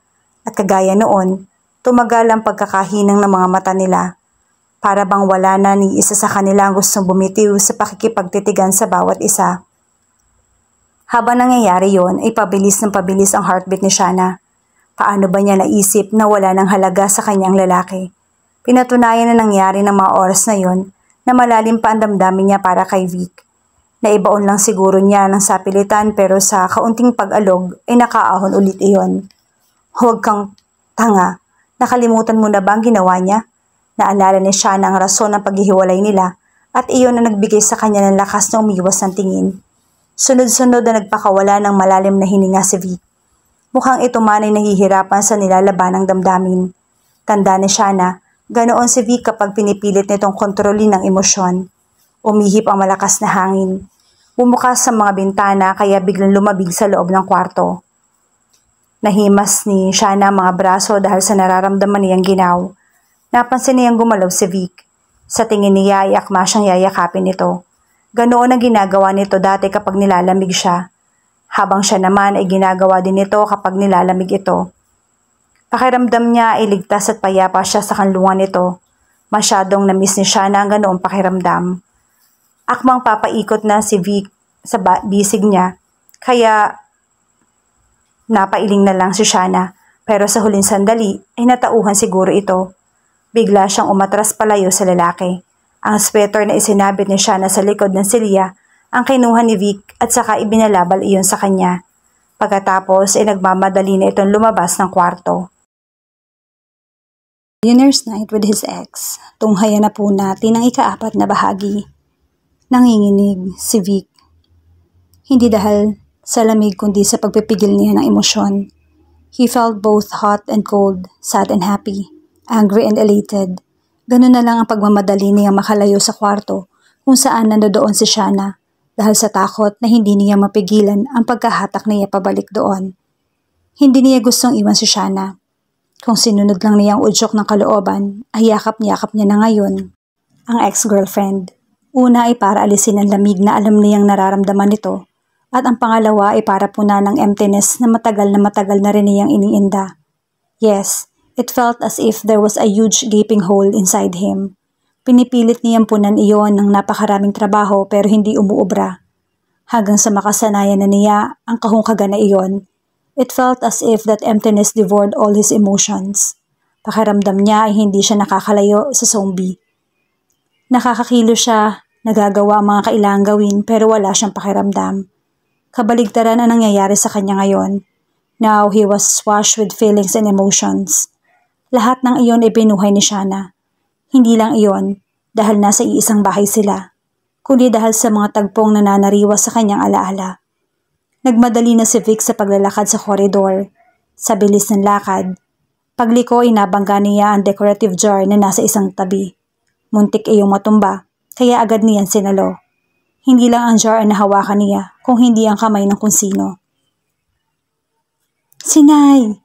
Gulat na bumulala si Vic na nasa akto ng pagpigil sa pagkabuwal ng imahen na nasa dulo ng mahabang pasilyo. Galing si Vic sa kwarto at habang nakatingin sa bintana, ay natanaw niya ang papalayong figura ni Sinay na nasa bakuran nila. Agad din iyong nawala sa paningin niya, kaya nagmadali siyang lumabas ng silid para habulin ito. Pero hindi para umalis ang dalaga kagaya ng akala niya. Hayun ito, nasa loob na ng bahay nila, nasa 2 palapag. Anong ginagawa mo rito? Alam nila pareho na hindi basta-basta umaakit doon ng mga bisita. Dinadalaw ka. Ano? Ayaw mo ba? Hindi sa ganon. Lumingalinga si Vic. Baka lang may makakita sa'yo. At ikaw ay mapilitang pakasalan ako dahil nagkasama tayo ng walang ibang tao. Sige, ikaw ay iiwan ko na. Umakma si Sinay na aalis na. Huwag. Humaikot ang mga braso niya sa kasintahan para pigilan ito. Kung ako ay pipiliting magpakasal sa'yo, ay mamatamisin ko. Ayoko lang na may mag-isip na ikaw ay masamang babae. Hinawakan ni Vic ang 2 kamay ni Sinay. Kaiba ito sa lahat ng babaeng nakakasalamuha niya. Hindi ito mahinhin, medyo galagaw pa nga. Matapang din ito. Ayos sumunod sa patakaran ng nakatatanda na dapat ay mayumi sa kilos ang isang dalaga na kagaya nito. Iyon nga rin siguro ang dahilan, kaya sa dami ng mga babaeng nagpupumilit na kumuha ng pansin niya, ay dito siya nabighani. Ni hindi nga siya nagugulat sa bigla-biglang pagsulpot ni Sinay sa bahay nila. Mapamaraan ng kasintahan, at itinuturing na raw nito na parang isang pakikipagsapalaran ang pagpapakita sa kanya ng patago. Huwag mo akong tuksuhin dahil baka ako ay hindi makapagpigil. Tinakot kunwari ito ni Vic. Sino ba ang matatakot sa sinasabi mo? Ganti ng dalaga. Pero nang umakma siyang hahalikan si Sinay ay napaatras naman ito. Natawa siya. Naaaliw sa babaeng mahal niya. Sa halip na halikan ay niyakap na lang niya ito at hinalikan ang itaas ng ulo. Palagi na lang siguro siyang may kakabit kay Sinay, ang amoy na nalalanghap niya. Iyong pinaghalong amoy ng sampagita at gugo. Dinala ko si Senyora ang imaheng pinaukit niya. Akala niya ay umalis na ako, ngunit nagpasya akong pumuslit papunta sa kwarto mo. Nakangiti nitong pagkukwento. Napangiti rin si Vic. Alam niya kung bakit napakadali para sa dalaga ang makapasok sa bahay nila. Noong bata pa ito ay sinasama raw si Sinay ng ina nito tuwing tutulong sa mga gawain kapag may piging sa bahay nila. Nasa liksik na ang batang Sinay ang mga lihim na lagusan ng pamamahay ni Vic na ngayon ay siyang dinadaanan nito para marating ang kanyang silid. At bakit mo naman ginawa yon? Tanong niya. Dahil gusto kitang masilayan man lang. Ang lapad ng ngiti ni Vic. Isa pa, ugali ni Sinay na nagustuhan niya. Matapang itong maghayag ng damdamin sa kanya. Iba talaga ang ritmo ng tibok ng puso niya kapag ito ang kasama. Lalo na sa mga ganong panahon na palihim siyang pinupuntahan ng dalaga. Itinaas niya ang mukha nito. Dinantayan niya ng daliri ang labi ng dalaga, saka dinala ang daliring idinampiroon sa sarili niyang labi. Kung sana lang ay labi niya ang dadantayan doon. Vic. Nahinto ang balak niya nang may marinig siyang boses. Nabahala si Vic. Ayaw niyang mahuli si Sinay na kasama siya dahil siguradong ito ang pag-iisipan ng masama. Si Sinay naman mabilis na nagkalayo. Bago ito sumuot sa lihim na lagusan na nasa likod ng isa sa mga dingding ay kumaway pa muna ito sa kanya. Hindi mapigilan ni Vic ang mapangiti. Vic, may umaalog kay Vic at iyon na gumising sa diwa niya. Noon niya nakita na nakaupo na pala siya sa pasilyo, nakasandal sa mismong dingding kung saan dumaan si Sinay, papunta sa lihim na lagusan. Napansin iyon ni Shana. Nangyari na naman ano? Iyong panaginip na parang hindi panaginip. Yeah, sagot ni Vic. At ang eksena ay iyong pagpuslit ni Sinay sa bahay ni Vic. He was amazed and surprised. Paano mo nalaman? Wait, don't tell me. You were there too? Ang pagkakaintindi ko sa sinabi ni Sinay. Kapag pumayag ako na magsanib ang kamalayan natin, ang nangyayari sa kanya ay parang ako na mismo ang nakaka-experience. Kaya kung nandoon si Sinay sa eksena, asahan mo ring nandoon ako dahil ako ang gumaganap sa papel niya. Hindi ko pa rin maintindihan ang napaka-weird na experience na to, pero ano bang magagawa ko? Tumingin sa kawalan si Shana. May hinahanap yata ito sa isipan. Ginagawa ko yun dati. Nasabi ni Shana na parang sarili mismo ang kinakausap. Iyong pagdalaw niya kay Vic nang basta lang. Hindi sa bahay nila pumupuslit si Shana kung hindi sa kondo niya. Magigising na lamang siya kung minsan sa masarap na amoy ng nilulutong pagkain.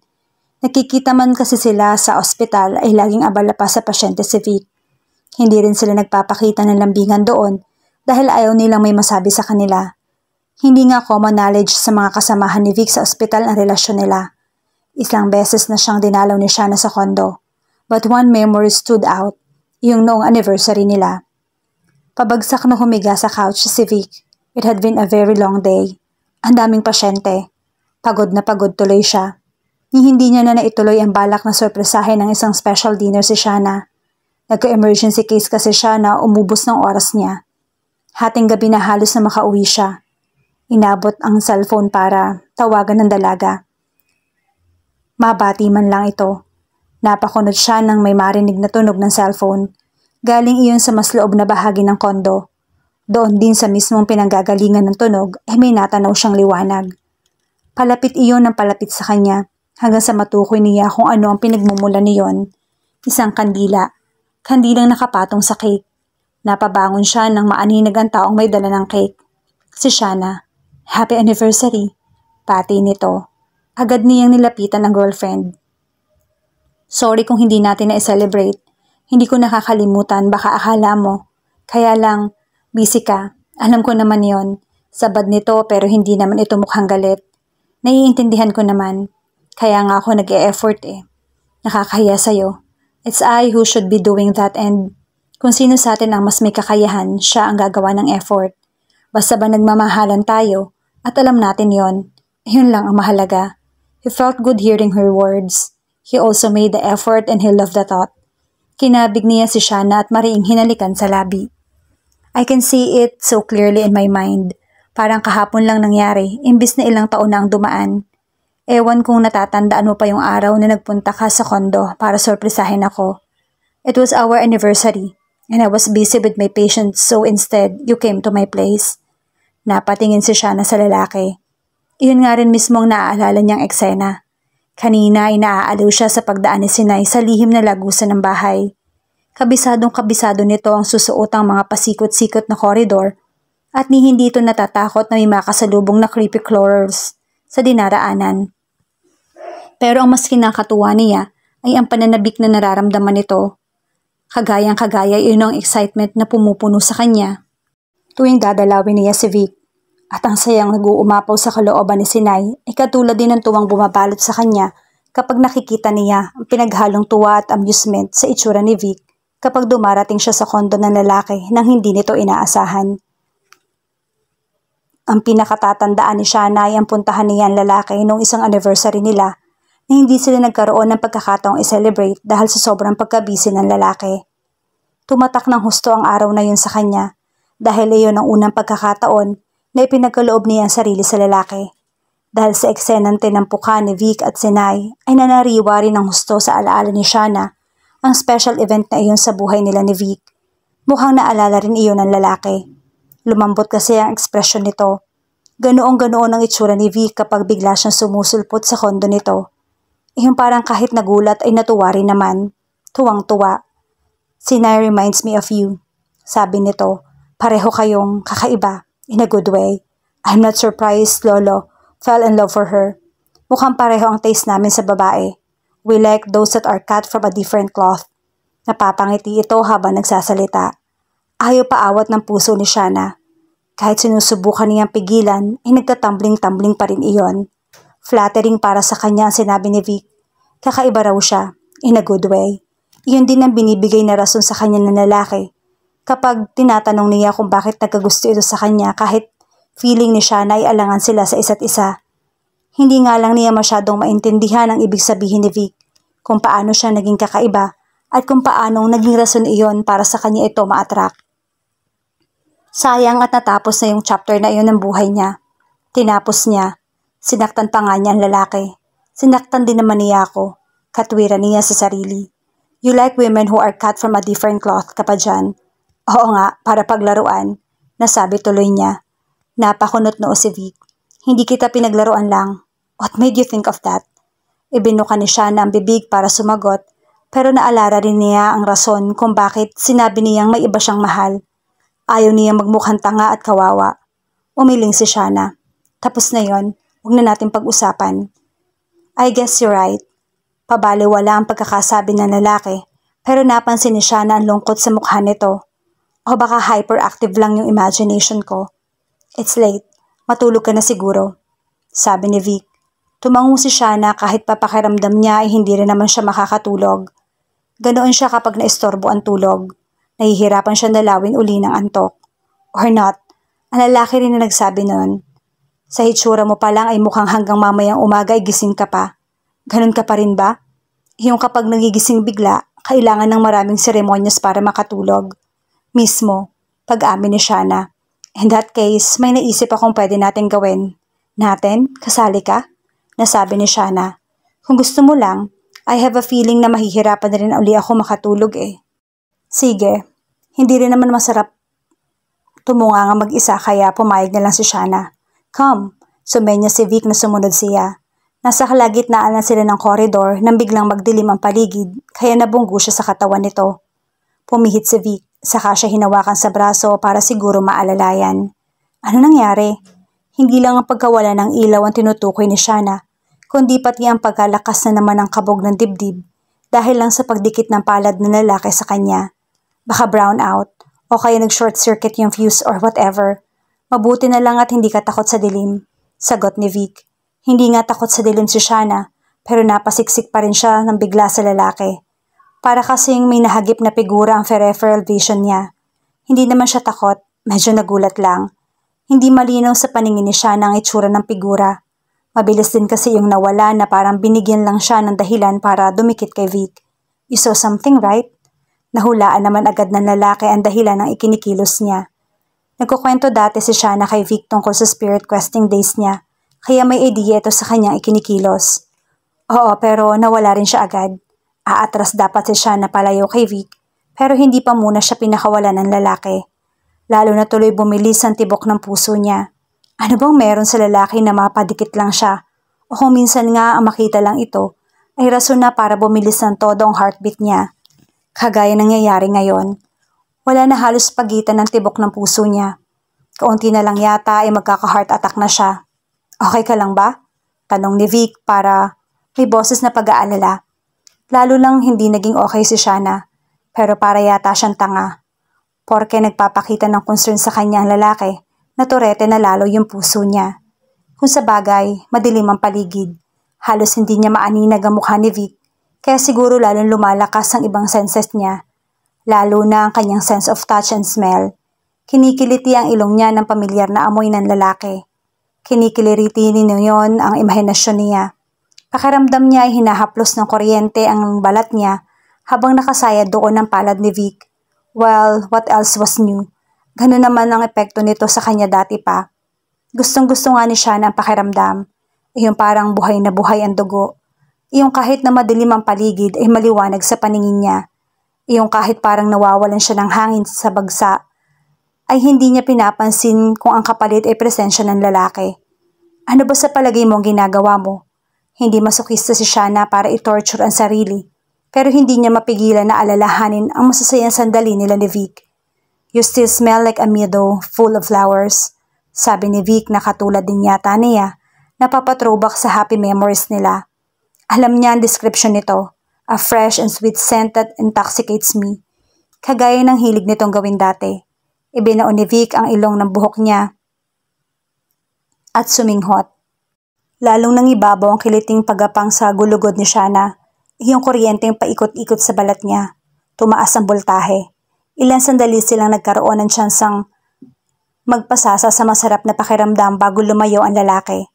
Sakto rin na noon ay sumisindi na ang mga ilaw. Nagka-brown out nga lang sandali. Nag-brown out din sa katinuan si Shana dahil gusto pa niyang magalit na nagliwanag na uli ang paligid. Halika na, sabi ni Vic sa hinagip ang kamay niya para hilahin papunta sa pintong nasa pinakadulong bahagi ng koridor. Maliit na kwarto ang pinasok nila. Parang tambakan iyon ng mga lumang gamit pero hindi naman maalikabok. Regular din itong nililinis ng caretaker. Anong gagawin natin dito? Usisa ni Shana. Kung gusto mong magka-ideya sa kwento ng iba na tumira dito sa bahay na to, you might find something interesting here. Sagot ng lalaki. Nakita agad ni Shana ang lumang baul na nandoon. Noong bata ako, napadpad ako rito kasama mga pinsan ko. We played with some old stuff and then one of them discovered a wooden chest. Mga lumang pictures, letters at kung ano-ano pang laman niyan. That is, kung hindi pa inalis ang mga iyon. But I doubt if someone had gone through the contents of this chest. Baka may nahanap kang may connection kina Lolo at kay Sinay. Na-excite agad si Shana. Iyon ang eksaktong gusto niyang gawin, ang mahalungkat na mga pagkukunan ng impormasyon tungkol sa mga dating tumira doon. Baka sakali ring antukin ka na sa matinding boredom, dagdag pa ni Vic. Malabong mabore ako. Lumuhod uli siya sa tabi ng baul saka sinubukang buksan iyon. Hindi niya nagawa. Wala naman lock ang baul pero kinalawang na siguro ang bisagra kaya hindi niya mabuksan. Let me. Nakihawak na sa lid ng baul si Vic. Hindi agad nakabitiw sa lid si Shana, kaya kasamang nahawakan ng lalaki ang kanyang kamay. Mabilis niyang hinila palayo ang mga kamay, ganun din ang ginawa ni Vic. Naturete si Shana. Kung sa bagay, dati pa naman ay ganun na ang nararamdaman niya kapag napapalapit sa ex-boyfriend. Yung parang nakakabuhol-buhol ang kanyang isip, pati na rin ang nararamdaman niya. Pero iba na ang sitwasyon ngayon. Ex na niya si Vic at hindi pa maganda ang nagiging paghihiwalay nila. Na-realize nga ni Shana sobrang bitter pa nga niya sa nangyari.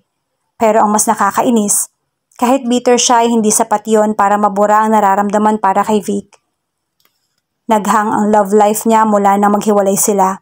Ni hindi ma-entertain ni Shana ang ideyang makahanap ng isa ng bagong boyfriend, hindi lang dahil masyado siyang nasasaktan, kundi, well, isa lang naman ang gusto niya maging boyfriend, si Vic uli. Kinilabutan si Shana sa naisip. Mas scary pa kaysa sa isang gang ng multo ang ideyang iyon para sa kanya. Still, hindi niya mapigilan ang sarili. Are you cold or something? Tanong ng lalaki. You're shivering. I know this house is kinda drafty. Lamigin ka pa naman. Ang babaw mo te, sita ni Shana sa sarili. Parang naging gulaman ang puso niya. Quivering and slittering dahil ng alaala ni Vic ang trait niya na iyon. Okay lang ako. Pinilit niyang ngumiti para hindi na siya mag-isip ng kung ano-ano pa. Ibinuhos na lamang niyang atensyon sa pagbubungkal sa lumang baul. Maraming laman na memorabilia ang baul, pero kahit may ilang sulat doon na para kay Lolo, walang nahalungkat si Shana na galing kay Sinay. Ang tanging nahanap niya isang drawing, o portrait siguro ng mas tamang itawag doon. Ginuhit iyon gamit ang lapis o charcoal, pero hindi siya sigurado. Basta ang alam niya, mahusay ang gumuhit ng portrait. Detalyado iyon at kamukhang-kamukha ng painting na nakasabit sa may hagdan. Lolo was a painter, a good one. Nakikiisyoso pala si Vic. Nasa likuran niya ang lalaki, kaya sa gulat paglingon ni Shana ay muntik nang magdikit ang mga labi nila. Estatwa ang peg niya. Hindi siya makakilos kahit pa inuutusan niya ang sarili na iyon ang gawin. Sobrang pamilyar sa kanya ang preskong amoy ng hininga ng kaharap. Ang mga labi nito nakakatukso. Ilang beses ba niyang nahahalikan ng labing yon? Hindi niya matandaan. Pero sure si Shana, sa bawat pagkakataon na nangyayari yon, ay nararamdaman niya ang init at kilig na dala ng halik ng lahat ng body parts niya. Sana ay maulit muli. Billionaire's Night with his ex. Tunghayan na po natin ang ikalimang bahagi. Noon umatras si Shana. Gugustuhin ba niyang ulitin ang na-experience niyang sakit na dala ng naging relasyon nila? Titiisin na naman ba niya ang nakakabugbog na ego ng mga salita ng mama nito?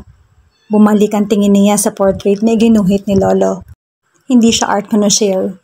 Wala siyang alam sa mga drawing. Pero damang-dama niya ang emosyong ibinigay ng gumuhit sa portrait. Iyon lang ang halatang in love sa subject nito ang gumuguhit. Kahit naman iyong subject, mukhang in love din sa nagdodrawing. May pagmamahal sa mga mata ni Sinay habang nakatingin sa taong gumuguhit na malamang ay lolo niya. Ang ngiti sa labi ni Sinay ay ngiti ng isang babaeng may malalim na nararamdaman para sa lalaking kaharap. Nakaka-relate si Shana. Ganun ang ngiti sa kanyang mga labi sa ilang pictures niya na si Vic ang kumuha. Kasi nga in love siya sa kumukuha ng larawan. Shit lang. Naiirita rin niyang pinahid ang daliri ang sulok ng mga mata. Naiiyak ka pa talaga? Pinagalitan niya ang sarili. Ang tagal na nun. Ilang taon na. Move on din. Oo nga, ganun din siya. Ilang taon na ang dumaan mula na makipaghiwalay siya kay Vic. Ang kaso lang, nabubuhay ulit ang lahat ng feelings niya para sa lalaki dahil sa pagkikita nila. Bakit ka umiiyak? Gustong kagatin siya na ang dila nang may panyong pumahid sa ilalim ng kanyang mga mata. Lalo rin niyang gustong mag-iyak habang nakatingin sa kanya si Vic at maingat na tinutuyo ang luha niyang masyado pa yatang natuwang umagos. Epekto iyon ng ginagawang pagpahid sa pisngi niya ng lalaki. Kaunti na lang, susubsob na siya sa dibdib nito o kaya ay maglalambitin sa leeg ng lalaki. Touch lang ako sa ideyang si Vic ang nagdrawing ng portrait ni Sinay. Hindi naman siya nagsinungaling. Isa talaga yun sa dahilan ng pag-iyak niya. It seems to have been drawn lovingly. Pagbibigay opinyon ni Vic. Napansin din pala iyon ng lalaki. Napansin uli ni Shana ang lungkot sa itsura nito. Parang may pinaglalaban ng damdamin si Vic. Nakita niya ang paggalaw-galaw ng Adam's apple nito, pati na ang pagtatagis ng mga ngipin. Kumusta na si Drew? Sino raw? Nablangko sandali ang isip ni Shana. Mabuti at naalala niya agad kung sino si Drew. Ito ang ipinalit niya kay Vic. Ang imaginary guy to be honest, para makapagbabagong puri siya. Buhay pa naman talaga siya sa imagination ko. Kayo pa rin? Doon siya nag-alangan. Baka humaba pa ang ilong niya kapag umuo siya. Hindi na. Ikaw, sino ang latest mo? Ngumiti ang mga lalaki at hindi sumagot. Ay, ang daya. Siya nag-usisa tapos ako dadaanin sa pa-smile-smile lang. Gustong alugin ni siya ng kaharap nito. Pero naisip din niya baka isipin nito na interesado pa siya. Well, totoo yon, pero dapat pa bang malaman ng lalaki? Noon niya naramdaman ang pagkakahalukay na naman ng kamalayan niya. Mukhang tinatawag na naman siya para gumanap sa nakasanayan niyang role. Punyeta, umuusok yata ang tenga ni Sinay sa igting ng salitang lumabas sa bibig ng senyora. Matapos itong marinig ang sagot niya sa tanong nito. May ugnayan ba kayo ng anak ko? Balak ni Sinay na magsinungaling pero dinugtungan ni senyora ang pagtatanong ng, ikaw ay magsabi ng tapat kung ayaw mo mapasama. Isang nanginginig na, opo senyora na lang ang naisagot niya. Hindi ikaw ang uri ng babaeng na naisin ko maging kabiyak ng aking anak. Malumanay na ang pagsasalita ng ginang. Pinipilit siguro maging kagalang-galang kahit kitang-kita ang galit sa anyo. Kaya kung maaari, huwag mo nang ituloy ang pag-asam na maging bahagi ng aming pamilya. Napapairap at napapapaypay ng dala nitong abaniko si senyora. Nang dumating ang ginawa sa bahay nila, ay inakala ni Sinay na may ipapagawa uli ito sa imahen. Iyon pala ay uusisain siya ng ginang tungkol sa pagkakaroon nila ng relasyon ni Vic. Hindi na siya nagtanong kung paano nito nalaman. Ilang taon na rin nagpaparinig sa kanya. Nitong nagdaang mga araw ay hindi na sila naging maingat ni Vic. Hindi na sa kanilang lihim na tagpuan sila nagkikita ng kakaibang lambing sa isa't isa. May mga nakapapansin siguro at nagsimula magkalat ng usapin. Mabuti na lang wala ang kanyang ate. Nakakatakot isipin kung anong sasabihin ng kapatid sa kanya. Ipalagay mo na lamang na ito ay isang mahigpit na babala. Sabi ng ginang bago ito lumabas ng bakuran. Sasakay na dapat ito sa karwahe na may biglang dumating. Vic, sabay na bulala si Sinay at Senyora. Nasabi lang sa akin ni Perla na kayo ay sumugod dito, sabi ng lalaki. Isa sa mga naninilbihan sa bahay si Perla ang tinutukoy ni Vic. Nabalaan ko na si Sinay. Kayo ay wala nang dapat pang pag-usapan.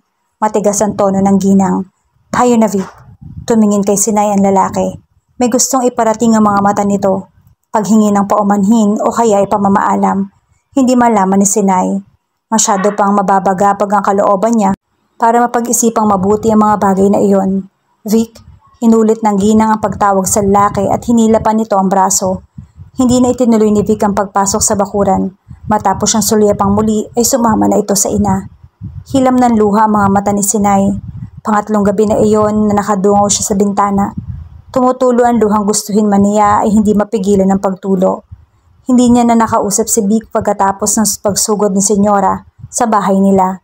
Unti-unti nang nawawala ang pag-asa niya makipagkita pa muli sa kanya ang lalaki. Napahikbi siya nang hindi na makayanan ang sama ng loob. Dahil nag-aalala na marinig na nakatatandang kapatid, nagpas siyang lumabas ng bahay si Sinay. Sa bakuran ay mas malaya siyang ilabas ang kanyang tinitimping pag-iyak. Ilang sandali pa lang siya nakaupo sa ilalim ng mayabong na puno nang may brasong dumapo sa kanyang balikat. Ako to, Sinay. Agad siyang pumihit paharap sa nagsalita. Hindi siya makapaniwalang nandoon si Vic. Akala ko napasag na yung boses niya na ikaw ay tatalikdan ko. Hindi yun mangyayari, Sinay. Niyakap siya ng lalaki. Hindi ba't aking sinabi na mahal kita? Pero si Senyora, tutol siya sa ating ugnayan, ngunit umaasa ako na maiintindihan din niya yung nararamdaman ko. Oh Vic, hindi na siya nakatanggi nang sakupin nito ang kanyang mga labi. Ramdam ni siya na ang paghigpit ng mga kamay na nakapatong sa braso niya nang humiwalay na uli ang kamalayan ni Sinay sa kanya. Bumungad sa kanya ang mga mata ni Vic. Hindi lang pala nakahawak sa mga braso niya ang lalaki. Nakatingin pa ito sa kanya. Ang mga mata nito ay kakikitaan ng ekspresyon na parang hindi nalalayo sa nakita niya bilang si Sinay sa mga mata ni Vic. Kakikitaan iyon ng malalim na damdamin. Pinigilan na lang ni Shana na mapasinghap sa nakakatuksong ideya na baka may feelings pa rin sa kanya si Vic, kaya ganoon makatingin. May feelings ba iyon nagsama ng iba sa kama? Nabatuta ang pag-asa niya na masagwang alaala. Isa pa ako magiging sila uli ni Vic, malamang na maulit din lang ang pinagdaanan niya sa mama nito. Kakastress yun, te. Sagad hanggang kalingkingan ng panliliit na nararamdaman ni Shana kapag nagpaparinig ang mama ng lalaki.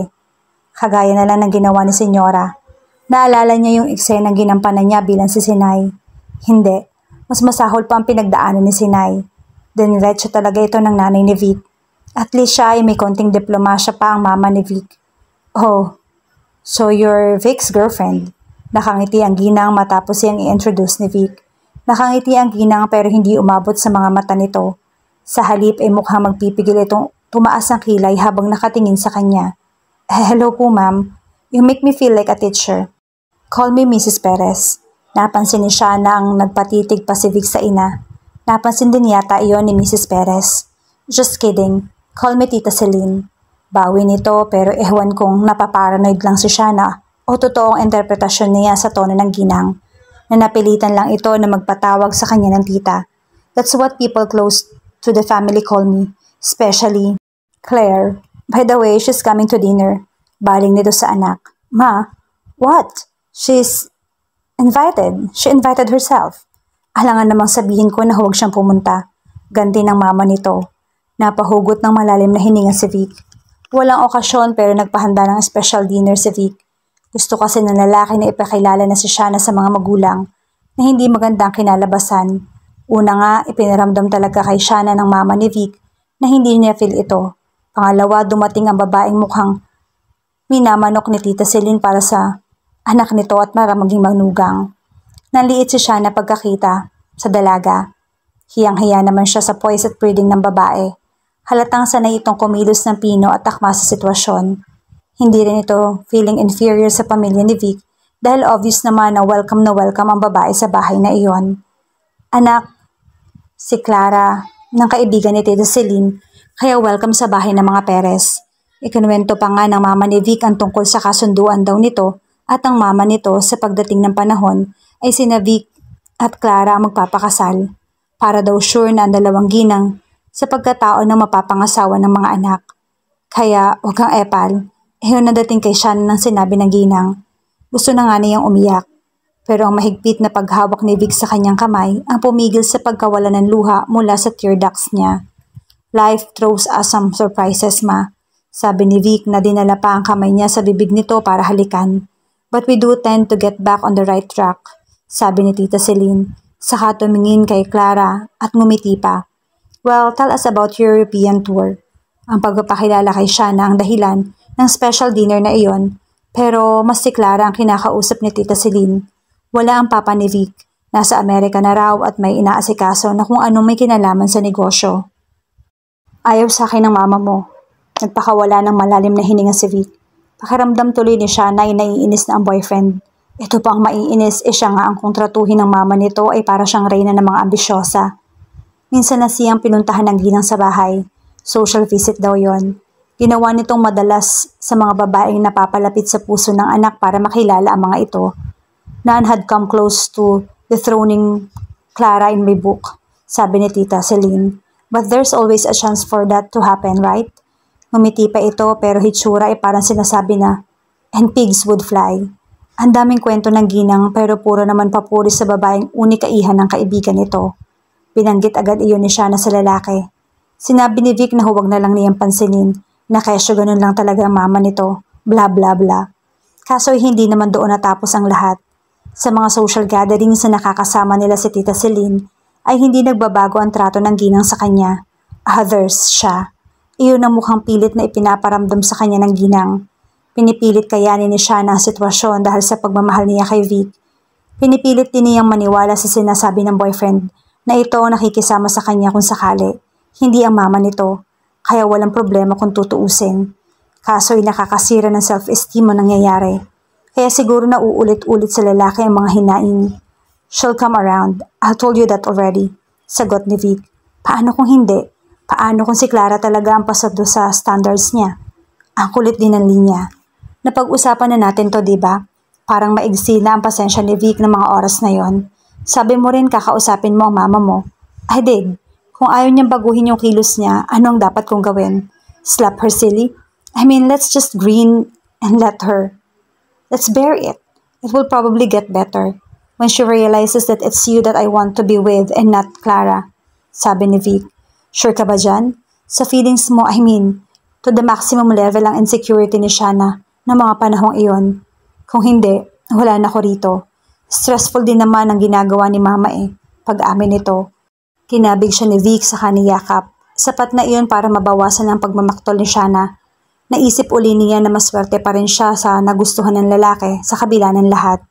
I'm amazed by how similar my story is that to your great-great-grandfather na wala ang kung anong mahikang bumabalot sa kanila na magsalita si Vic. Oo nga, nasa lahi niyo pala. Ang mga nanay na panira ng love life. Muntik na masabi ni Shanna. Salamat at napigilan niya ang bibig. Ang mga lalaking maling pumili ng babaeng mamahalin? Dugtong ni Vic. Aba teka, gusto mo ng sapak? Sa loob-loob ni Shanna. Mali in the sense na hindi naman gusto ang babaeng ordinaryong ipinapartner sa amin. Patuloy ng lalaki bago siya nito mabigwasan. Oh, what did you think?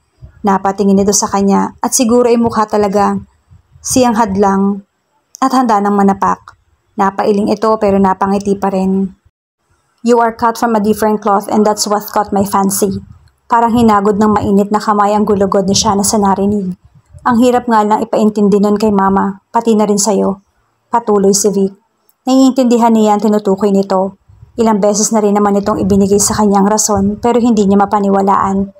Sensya na, insecure at clueless lang. Sagot niya. Natawa si Vic. I miss that. Wala pa akong ibang babaeng na-meet na may sense of humor na katulad mo.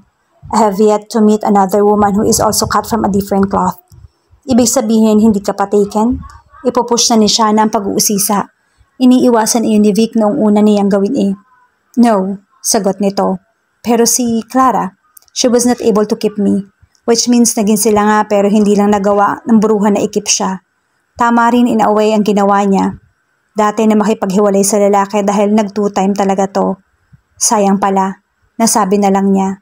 Mukhang may gusto pang itanong si Vic pero nagbago siguro ng isip. Nasusuffocate na ako sa pagbisita sa past. Tumingin ito sa bukas na baul. Mauna na siguro akong lumabas.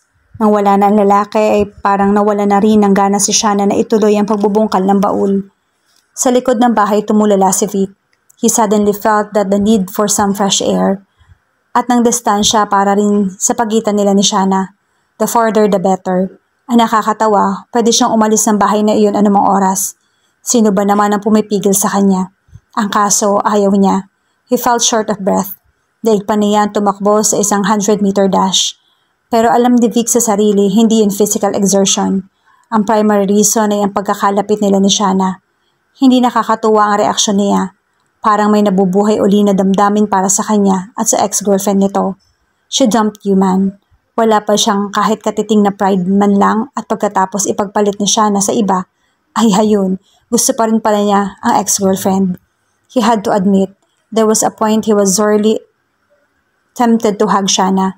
Iyon ay nung matapos ang eksena ni Sinay at Vic na sila ng ex-girlfriend ang gumanap. His heart was just overflowing with emotions. Apektado ba siya ng damdamin ng taong ginagampanan? Parang hindi. Dahil ang mismong nararamdaman ni Vic para kay Sinay ay halos kapareho ng nararamdaman niya para kay Shanna ngayon. He was really in love with her, but the relationship had also been stressful for him. He realized now, dahil sa mama niya. His mother was always on his case. Hindi kagaya ni Lola, ang naging style ng mama niya, direktang inutusan ng anak na layuan ng babaeng nagugustuhan. Na-pressure si Vic sa mga parinig ng mama niya tungkol sa pagpili ng babae na babagay sa kanya. Sa pagpipilit na mapagsama sila ni Claire, sa bawat pagkakataong mahanap nito at sa ipinapakitang malamig na pakikitungo kay Shanna. Nang ilang beses na niyang isinama ang girlfriend sa family gatherings. Sumabay pa si Shanna na mukhang nai-insecure ng husto kay Clara dahil sa mama niya. There was a time when he even resented her. Ilang beses na niyang inassure ang dalaga na mahal niya ito at wala siyang pakialam kay Clara, pero hindi ito makontento. Nakakapagod tuloy. And what did he get for his efforts? Yun nga, pinagpalit siya ni Shanna sa iba. Kaya bakit may epekto pa rin sa kanya na magkasama sila ngayon? Ipinilig ni Vic ang ulo niya. His mind felt a bit froggy. Hindi nga niya alam kung nasisiraan ba siya ng bait. Para kasing hallucination lang ang pagganap niya sa papel ng kanyang lolo. O baka nananaginip siya. Isang panaginip na pakiramdam niya ay totoong-totoo. Yung parang inilagay siya mismo sa pagkatao ng taong napapanaginipan niya. And it's so weird. Ginala niya ang tingin sa paligid. Napakatahimik, nakakapanibago. But it felt as if it was exactly what he was looking for. Exactly what he needed at that time. Para makapag-isip ng mabuti. Para makalma ang kalooban niya. Para parang kaluluwang ligaw na hindi matahimik. He felt a gust of cold air caress his skin. Nagtayuan ng mga balahibo niya sa katawan. Hindi lang sa ginaw kundi mas sa pakiramdam na hindi siya nag-iisa. Yun nga lang, hindi nakikita ng mga mata ang presensyang sumama sa kanya. Yet he didn't feel scared. Para lang siyang may kasamang kung sino na alam niyang walang balak na gumawa ng masama sa kanya. Habang nakatingin lang sa kawalan, ay naalala ni Vic ang ilang mga kwentong naririnig tungkol sa kanyang lolo. Hindi niya masyadong pinapansin dati ang mga yon, pero dahil narinig niya, ay tumatak pa rin sa kanyang isip kahit papaano. He died a lonely old man. Sobrang eccentric niya. Imagine, imbis yung portrait ni Lola ang ipasabit niya sa bahay nila, ay iyon sa kung sinong babae ang pilit niyang ipinalagay doon. He's a good painter but he lost his touch. Nawalan daw ng inspirasyon. Ngayon ay nagsimulang luminaw kay Vic ang dahilan dahil iyon ang nangyari sa lolo niya at kay Sinay. Ganon din ba ang nangyayari sa kanya kung ipagpapatuloy niya ang daang tinatahak? Magiging eccentric din ba siya? Mawawala ng gana sa buhay? Naglaro sa isip ni Vic ang portrait ni Shanna, ang pilit niyang ipinapasabit sa kanyang bahay. She dumped you, man. Paalala uli ni Vic sa sarili. Hindi naman ganoon na nangyari sa lolo niya. Hindi ba? Hindi ito ipinagpalit sa iba ni Sinay. Umihip uli ang hangin. Itinulak siguro ng hangin palayo ang mga ulap, kaya bigla ay tumagos ang liwanag ng buwan. It bathed the yard with a silvery glow. Q and the ghost. Sarkastikong naisip ni Vic. And a ghost did come. Pero hindi multo as in kaluluwang ligaw, kundi ang multo ng kanyang mga nararamdaman. Si Shanna. Nakatayo ang babae sa balkoni ng bahay. Nagmukha itong ligaw na kaluluwa dahil susuot na malubang na house dress na mukhang malambot ang tela. Dahil sa tama ng liwanag ay nagkukulay puti ang suot nito, kaya parang may nakalutang doon na white lady. Bumilis ang kabog ng dibdib ni Vic pero hindi dahil sa takot. Ibang emosyon na nabubuhay sa kanya kapag nasa paligid si Shanna. Malayo iyon sa takot. Sinusubukan niya lubayan ito ng tingin. Nagawa niya, pero kusang bumalik ang mga mata papunta rito. Napansin na rin yata siya ni Shanna. Napalingon ito sa kinaroroonan niya. Medyo napapalundag pa. Nagulat yata na may tao roon. Na makilala kung sino nakatayo ay napatitig din ito sa kanya. Naaninag niya sa liwanag ang buwan ng ekspresyon ni Shanna. Gustong isipin ni Vic na hindi lang gawa-gawa ng imahinasyon niya ang emosyong nakikita sa mukhang ito. Longing and regret that was he saw. Ganon din ang kanyang nararamdaman. Longing for her and regret that he didn't fight harder to her. She, damn you. Bakit ba lagi niyang nakakalimutan ang rason ng paghihiwalay nila? Nang maipaalala niya iyon sa sarili, ay saka siya nagkaroon ng lakas para bawiin ang mga tingin. Matagal niyang iniwasan lumingon sa kinaroroonan ng dalaga. Sumakit na ang leeg niya sa kakapigil sa sarili na gawin ang iniuutos ng puso. Nang hindi na siya makatiis, ay saka lang niya sinulipan si Shanna. Pero wala na roon ang dalaga. Kung natutuwa o manghihinayang, hindi na balak pang isipin ni Vic. 30 minutes pa siguro siya nagtagal sa labas bago nagdesisyong pumasok sa bahay. Paakyat na siya sa kwarto pero napatigil siya na matapat sa dalawang paintings na nakasabit sa itaas ng hagdan. Na-imagine niya bigla na mukha niya ang nasa portrait and that he would end up like his grandfather. It was a scary thought, scarier than all the ghosts in the world combined.